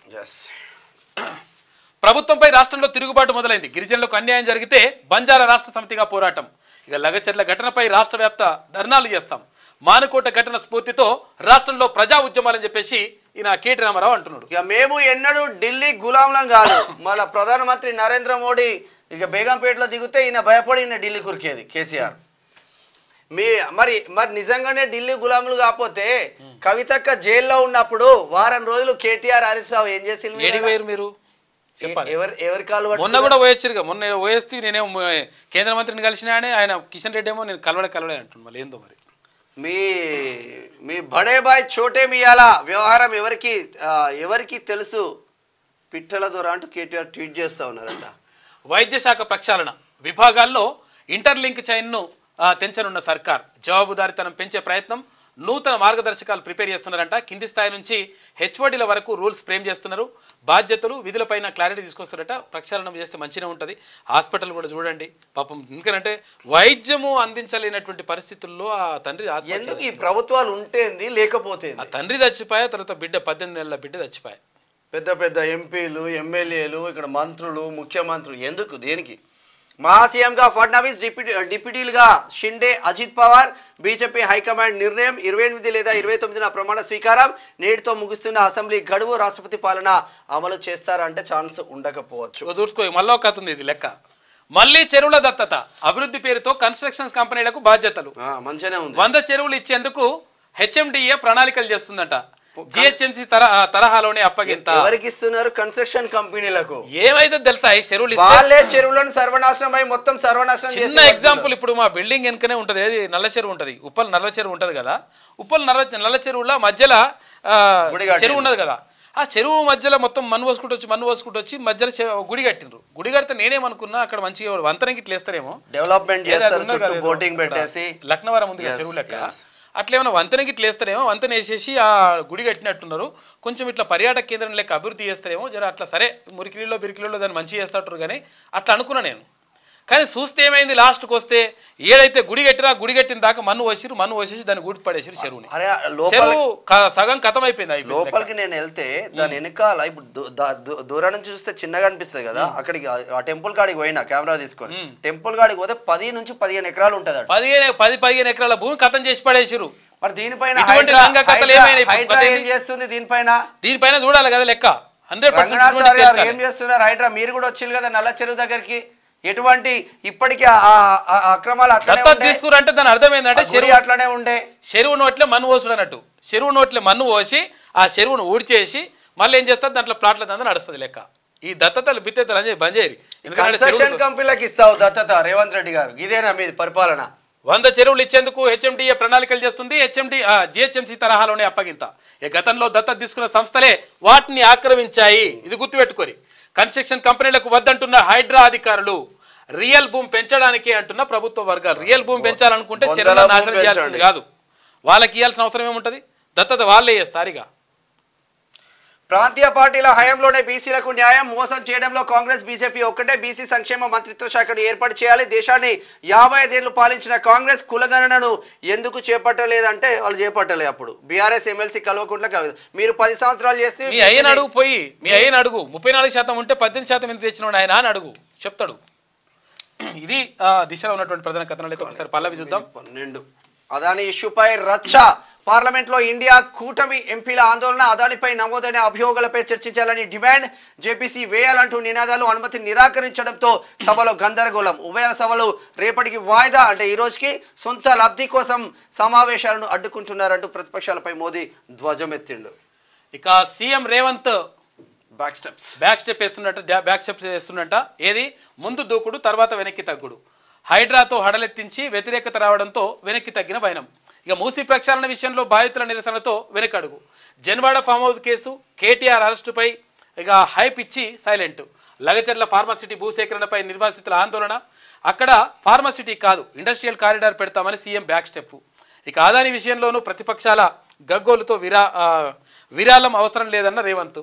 అనుభవ రాహిత్యమా లేదంటే ముందు చూపు లేకపోవడమా? 11 నెలల సీఎం రేవంత్ పాలన తీరుపైన పొలిటికల్ సర్కిల్లో చర్చ జరుగుతుందని చెప్పేసి ఒక ప్రత్యేక కథనం వేసింది పల్లవి దినపత్రిక. ఇక భారత్ ఘన విజయం. క్రికెట్లో పరారీలో ఆర్జీవి పాన్ కార్డ్ 2.0 రాబోతుంది. ఇది ఇట్లా ఉంటే అదాని డబ్బు మాకద్దు, 100 కోట్లు అవసరం లేదని లేఖ పంపామంటున్నాడు సీఎం రేవంత్ రెడ్డి. అనవసర వివాదాల్లోకి ప్రభుత్వాన్ని లాగద్దు. చట్టబద్ధంగానే అదాని నుంచి పెట్టుబడులు అనుమతి నిబంధనల మేరకే టెండర్లు పిలిచి ప్రాజెక్టులు ప్రభుత్వ ఖాతాలోకి ఎవరి నుంచి డబ్బులు రాలేదు. జైలుకి వెళ్ళాలనేది కేటీఆర్ ఆరాటం. జైలుకి వెళ్తే సీఎం అవ్వచ్చని ఆయన ఆలోచన. కానీ కవిత జైలుకి వెళ్ళారు కాబట్టి ఆమె ముందు సీఎం అయ్యే అవకాశాలు ఉన్నాయంట. మీడియాతో రేవంత్ రెడ్డి సంచలన వ్యాఖ్యలు. ఒకవేళ అయితే ఆమె అవుతుంది కానీ నువ్వెట్లయితావు అంటున్నారు. ఆమె కూడా ఉందా లేదా తర్వాత విషయం, కానీ ఒకవేళ నీకు అవకాశం లేదని చెప్పాడు అన్నమాట లెక్క. కేటీఆర్ బామ్మర్దికి డ్రగ్ టెస్ట్ ఎందుకు చేస్తలేరు? ఇది కాంగ్రెస్ బీఆర్ఎస్ మధ్య స్నేహం. నాడు మల్లన్న సాగర్ నిర్వాసితులను కేసీఆర్ ఇబ్బంది పెట్టారు. ఇప్పుడు లగచర్ల నిర్వాసితులను రేవంత్ ఇబ్బంది పెడుతున్నారు. దళితులు గిరిజనుల పట్ల రెండు పార్టీలది ఒకే విధానం. ఢిల్లీలో ఎంపీ రఘునందన్ రావు నిన్న కామెంట్ చేసి ఎందుకు టెస్ట్ చేయలేదని చెప్పేసి బామారి కేటీఆర్ బామారి డ్రగ్స్ తీసుకోలేదు అనుకుందాం. ఎందుకు పారిపోయాడు? ఎందుకు టెస్ట్ చేయలేదు మీరు? కాదు, ఇంట్లోకి ఎందుకు పారిపోయాడు, ఎందుకు కనిపించకుండా పోయాడు, తర్వాత ఎందుకు వచ్చిండు, ఇదంతా కూడా తేలాలి కదా. కథ గమ్మతుంటది. ఇక శైలజ మృతికి సర్కారే కారణం. గురుకుల విద్యార్థిని మరణం కణిచివేసింది. బాధిత కుటుంబానికి 50 లక్షల పరిహారం ఇవ్వాలి. మాజీ మంత్రి హరీష్ రావు డిమాండ్ చేయండి, మీరు కూడా ఇవ్వండి ఆ బిడ్డకి. వాంకిడి గురుకుల విద్యార్థిని మృతి. అక్టోబర్ 30న పాఠశాలలో ఫుడ్ పాయిజన్ అవడంతో అస్వస్థతకు గురైంది. మెరుగైన వైద్యం కోసం తరలింపు. 22 రోజులుగా వెంటిలేటర్పై చికిత్స పొందిన శైలజ ఇక సోమవారం కన్నుమూత. పోస్టుమార్టం కోసం రహస్యంగా గాంధీకి తరలింపు. ఇక పోలీస్ ఎస్కాట్స్ మధ్య స్వగ్రామానికి ఒక బిడ్డ చనిపోయింది. జర రోడ్ల అడ్డమైన ఆయిల్స్ తో ఏంది మొత్తం అడ్డమైన కల్తీతో హైదరాబాద్ నంబర్ 1 పొజిషన్ లో ఉంది. జర ఈ కల్తీ ఫుడ్ ను పక్కన పెట్టాలి, ఇంట్లో ఫుడ్ నే తీసుకోండి ఎక్కువగా. రేవంత్ ను ఉరికించి కొడతారు. పార్లమెంట్ లో తెలంగాణ ప్రజలు ఉరికించి కొట్టిండ్రు మీ పార్టీని. లంబాడీల జోలికి వస్తే వారు ఊరుకోరు. కేటీఆర్ అల్లుడు అదాని కోసమే రేవంత్ పనిచేస్తుండు. ఢిల్లీకి వెళ్లే టైం ఉంది కానీ రైతులను కలిసేందుకు లేదా? లగచర్ల రైతుల కోసం 119 నియోజకవర్గాల్లో ధర్నాలు ఆందోళనలు చేస్తాం. రేవంత్ కు బుద్ధి చెప్పేందుకు మానుకోట సిద్ధమైంది. రాళ్లతో కొడతామంటే భయపడతామా? ఇది కేసీఆర్ తయారు చేసిన దళం, భయపడే ప్రసక్తి లేదు. కేసీఆర్ తయారు చేసిన దళం, ఆ బలం కేసీఆర్ బయటికి రాడు. రేవంత్ ప్రభుత్వాన్ని కూకటి వేలతో పెకిలిస్తాం. మానుకోట మహాధర్నాలో బీఆర్ఎస్ వర్కింగ్ ప్రెసిడెంట్ మండిపాటు. ఇక బీసీ ఉద్యమ పందా మారుస్తాం, పోరాటానికి ప్రజలు సిద్ధంగా ఉన్నారు. బీసీ సంక్షేమ సంఘం జాతీయ అధ్యక్షుడు ఆర్ కృష్ణయ్య మాట్లాడాడు. బీసీ వాదం ఎత్తుకున్నందుకే విహెచ్పికు సీఎం పోస్ట్ రాలేదని చెప్పేసి నిన్న కామెంట్ చేసిండు. చాలా మంది నిన్న అందరూ కూడా ఇక్కడ పాల్గొన్నారు. తర్వాత రమణ అక్కడ ప్రొఫెసర్ కోదండరామ్ కానీ, ఆర్ కృష్ణయ్య, తర్వాత శ్రీనివాస్ గౌడ్, ఇక్కడ అందరు కూడా చాలా మంది పాల్గొన్నారు. కామారెడ్డి డిక్లరేషన్ అమలు చేయాలి. లోకల్ బాడీల్లో బీసీల రిజర్వేషన్లు పెంచాలి. MLC Kalvakuntla Kavitha demand. Dedicated committee chairman కు వినతి పత్రం అందజేసింది. కామారెడ్డి డిక్లరేషన్ అమలు చేయాలని చెప్పేసి అంటున్నది. మరి అప్పుడు కూడా 3016 రూపాయలు ఇస్తాంటివిగా నాయన, నువ్వు ఎందుకు ఇయ్యలేవు? నిరుద్యోగ వృత్తిని అడగకపోతివి. 3 ఎకరాల భూమి ఇస్తాంటివి దళితులకు, ఎందుకు మొత్తం ఆల భూమే గుంజుకున్నావు అని చెప్పేసి అడగకపోతివి. తర్వాత దళితున్నే ముఖ్యమంత్రి చేస్తా అంటివిగా నాయన, నువ్వు ఎందుకు ఇయ్యలేదే నాయన అని చెప్పేసి అడగకపోతే. బీసీలకు 34% ఉన్న రిజర్వేషన్లు 18% తీసుకొస్తే ఎందుకు తగ్గించినావు అని అడగపోతేవి. అడిగిన ప్రశ్నలకే ఆన్సర్ చెప్పండి. కాళేశ్వరం ఇంజనీర్లపై justice Ghosh, PC Ghosh fire. Medigadda ఏఈడిఈలను విచారించిన కమిషన్. నిర్మాణ పనుల రికార్డులు స్వాధీనం. క్వాలిటీ కంట్రోల్ రిజిస్టర్ల గల్లంతుపై ఆరా. అడిగిన ప్రశ్నలకే చెప్పుర్రా బాబు. సార్ అడగకుందుకే ఫస్ట్ వాళ్ళే చెప్తున్నాడు ఆన్సర్. సార్ మేము అదే ప్రిపేర్ అయ్యి వచ్చినాం. ఇక సొసైటీ ఇళ్ల స్థలాల భూ కేటాయింపులు రద్దు. సంచలన తీర్పు వెల్లడించిన సుప్రీంకోర్టు. డబ్బులు చెల్లించిన వారికి తిరిగి ఇవ్వాలనే ఆదేశం. ఇక తీర్పుతో జర్నలిస్ట్ హౌసింగ్ సొసైటీలో ఆందోళన నెలకొన్నది. ఇది పల్లవిలో ఉన్న వార్తా కథనాలతో ఒకసారి ఈనాడు దినపత్రిక చూద్దాం. సామ్యవాద లౌకిక పదాలపై అభ్యంతరాలు అర్ధరహితం. సమానత్వ భావన రాజ్యాంగంలో అంతర్లీనం. ప్రవేశిక సవరణాధికారం పార్లమెంటుకు ఉంది అని చెప్పేసి సుప్రీంకోర్టు కీలక తీర్పునిచ్చింది. ఇక జాతిగా నిలిపింది, దేశంగా కలిపింది రాజ్యాంగం. రాజ్యాంగం అంటే తెలియని వారు బోలెడంత మంది, తెలిసినా అందులో ఏముందో తెలియని వారు ఎంతో మంది తెలిసినా తెలియకపోయినా అర్థమైనా అర్థం కాకుండా ఎలాంటి వివక్ష లేకుండా కంటికి రెప్పల కన్న తల్లిలా దేశంలోని ప్రజలందరినీ కాపాడుతుంది. కనిపించని సింహంలా ఆ పన్నుల పాలిట జీవరేఖల 75 ఏళ్లుగా స్వేచ్ఛ స్వతంత్రాలకు అనుక్షణం ఊపిరిలూదుతుంది మన రాజ్యాంగం. నేడు భారత రాజ్యాంగ 75వ వార్షికోత్సవం సందర్భంగా వందనం. బాబాసాహెబ్ అంబేద్కర్. జాతిగా నిలిపింది, దేశంగా కలిపింది అని చెప్పేసి భారత రాజ్యాంగం. ఎందుకంటే రాగి రేకులపై రాజ్యాంగం రాసిన చూడు. వరంగల్కు చెందినటువంటి వైద్య ఆరోగ్య శాఖ విశ్రాంత ఉద్యోగి వడ్డేపల్లి గోపాల్ రాజ్యాంగంపై తన అభిమానాన్ని చాటుకున్నాడు. దాదాపు 7 నెలల పాటు శ్రమించి 260 రేకులపై రాజ్యాంగాన్ని ఆవిష్కరించాడు. పలుచటి రాగి పత్రాలపై ఇంకు అయిపోయిన బాల్పెన్తో 2023 నవంబర్లో మొదలుపెట్టి ఈ ఏడాది మే వరకు ఒక్కో అక్షరాన్ని చెక్కాడు. దీని బరువు 18 కిలోల వరకు ఉంటుందని, ఇందుకు 50,000 రూపాయల వరకు ఖర్చు అయిందని గోపాల్ తెలిపారు. భారత అమృతోత్సవాల సందర్భంగా ఈ ఆలోచన వచ్చిందన్నారు. గతంలో బైబిల్ను 1050 రాగి రేకులపై రాసిన అనుభవం ఇందుకు ఉపయోగపడిందని చెప్పేసి ఆయన చెప్పాడు. చాలా గ్రేట్ అసలు. యాక్చువల్గా రాగి రేకులతో రేకు పైన రాసిండంట రాజ్యాంగాన్ని. ఇక అదానితో అంటగాగింది బారాసా నేతలే. కేసీఆర్ హయాంలోనే అదాని సంస్థలకు పన్నులు. కేటీఆర్ ఏం మాట్లాడుతున్నారో వాళ్ళ నాయకులకే అర్థం కావట్లేదని చెప్తా ఉన్నారు. ఇక ఇవాళ పార్లమెంట్లో రాజ్యాంగ వేడుకలు. ప్రసంగించనున్న రాష్ట్రపతి ద్రౌపది ముర్ము, తర్వాత ఉపరాష్ట్రపతి, లోక్సభ స్పీకర్. మహాడ్రామా. ముఖ్యమంత్రి అభ్యర్థిపై అనిశ్చితి తేల్చుకోలేకపోతున్న మహాయుతి కూటమి. మేడిగడ్డలో ఎప్పటికప్పుడు నాణ్యత తనిఖీలు జరిగాయా, లేక రిజిస్టర్లలో గంపగుత్తగా సంతకాలు చేశారా? ఏఈడిలపై కాళేశ్వరం కమిషన్ ప్రశ్నలు వేసింది. అయ్యో బిడ్డ. ఆశ్రమ పాఠశాల విద్యార్థి శైలజ మృతి. 21 రోజుల పాటు వెంటిలేటర్ పై చికిత్స అందించిన ఈ తల్లికి ఆన్సర్ చెప్పే గట్స్ ఇటు బీఆర్ఎస్ గానీ ఇటు కాంగ్రెస్ గానీ ఉన్నాయి? ఎవరికి లేవు. ఈ తల్లికి ఆన్సర్ చెప్పగలుగుతారా మీరు? ఇటువంటి ఎట్టి పరిస్థితుల్లో మీ బిడ్డను అంత పెద్ద బిడ్డను తెచ్చేయగలుగుతారా? బిడ్డ మీలా కేవలం ఫుడ్ పాయిజనింగ్ అంటే తినే ఆహారం మొత్తం విషం అయిపోయి మీ ఇంట్లో ఒక బిడ్డ చచ్చిపోతే ఆ బాధ ఏందో మీకు తెలిసేది. అదాని అల్లుడు అన్నదమ్ముల కోసమే సీఎం పనిచేస్తుండు అని చెప్పేసి కేటీ రామారావు. రాజీవ్ స్వగృహ ఇల్లు భూముల వేలం 2,000 కోట్ల ఆదాయం అంచనా గృహ నిర్మాణ సంస్థకు అనుమతించిన రాష్ట్ర సర్కార్. ఆరోగ్యంపై చలిపంజా అనూహ్యంగా తగ్గుతున్న ఉష్ణోగ్రతలు, పెరుగుతున్న దగ్గు జలుబు బాధితులు. అశ్రద్ధ చేస్తే ఆరోగ్యంపై తీవ్ర ప్రభావం ఉంటుందంట.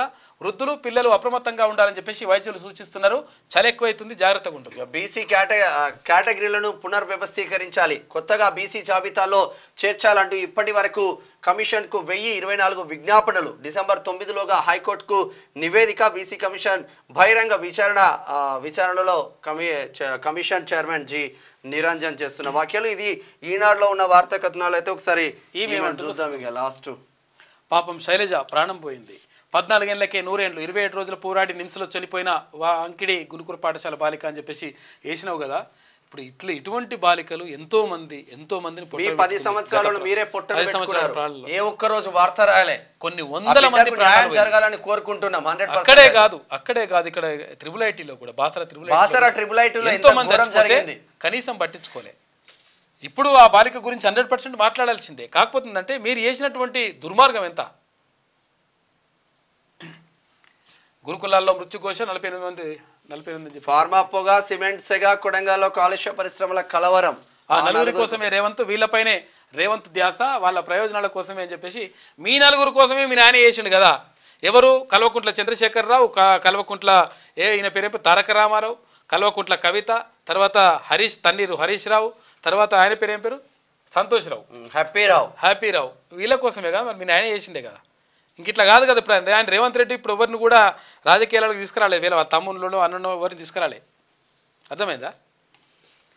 అన్న అదాని అల్లుడు తమ్ముడు ఆ నలుగురు కోసం చేస్తున్నాడు. అదానిపై పిచ్చే 100 కోట్ల విరాళం వాపస్ ఇస్తున్నాడు. అట్లా ఎట్లా తీసుకుంటారని చెప్పేసి అడిగితేవిగా హరీష్ రావు, తర్వాత కేటీ రామారావు అట్లా తీసుకుంటారంటే ఇప్పుడు మళ్ళీ అట్లా ఇచ్చేసి రాను మళ్ళీ ఇట్లా ఏది జరిగినా ఉల్టా మాట్లాడుతుంది. బీసీ కులాల పునర్వ్యవస్థీకరణ జరగాలి. 6 టన్నుల డ్రగ్స్ పట్టివేత ఒప్పందాన్ని రద్దు చేయాలి. ఇక కొండారెడ్డిపల్లి అష్టదిగ్బంధనం. గ్రామానికి వెళ్లే రోడ్లని బారికేడ్లతో మూసివేత. మీడియా రాజకీయ నేతలకు no entry. CM Revanth Reddy ఇంటి ముందు రోడ్డు క్లోజ్. మాజీ సర్పంచ్ సాయిరెడ్డికి కన్నీటి వీడ్కోలు. భయంతో చివరి చూపునకు రాని స్థానికులు. భయంతో అట్లేం ఇది అసలు యాక్చువల్గా ఇది ఏం కాదంట. నేను వద్దన్న సీఎం చేస్తుండూ ఫార్మాపై గురునాథ్ రెడ్డి స్పందనను వివరించిన గిరిజనులు. అయినా వివరిస్తే బాగుంటుంది. సీఎంకు మంచిగానే ఉంటాడట ఆయన. ఇప్పుడు మళ్ళీ ఇప్పుడు ఉల్టా కథలు రాసుకొస్తున్నట్టు అన్ని ఉంది. మన పల్లవి వాళ్ళు బయట తీసుకున్నారు, బయట కూడా ఉంది కానీ ఎందుకు చేస్తున్నారు. మొత్తం మీద ఇక్కడ ఇవాళ అంటే పార్లమెంటు సమావేశాలకు సంబంధించి అంటే శీతాకాల సమావేశాలు నడుస్తూ ఉన్నాయి. నిన్న గంటసేపే జరిగి వాయిదా పడ్డది. ఆ వాయిదా పడ్డ తర్వాత అది అట్లా పోయింది. ఇక మొత్తం మీద కేటీ రామారావు నేను ముఖ్యమంత్రి కావాలి అనుకుంటున్నట.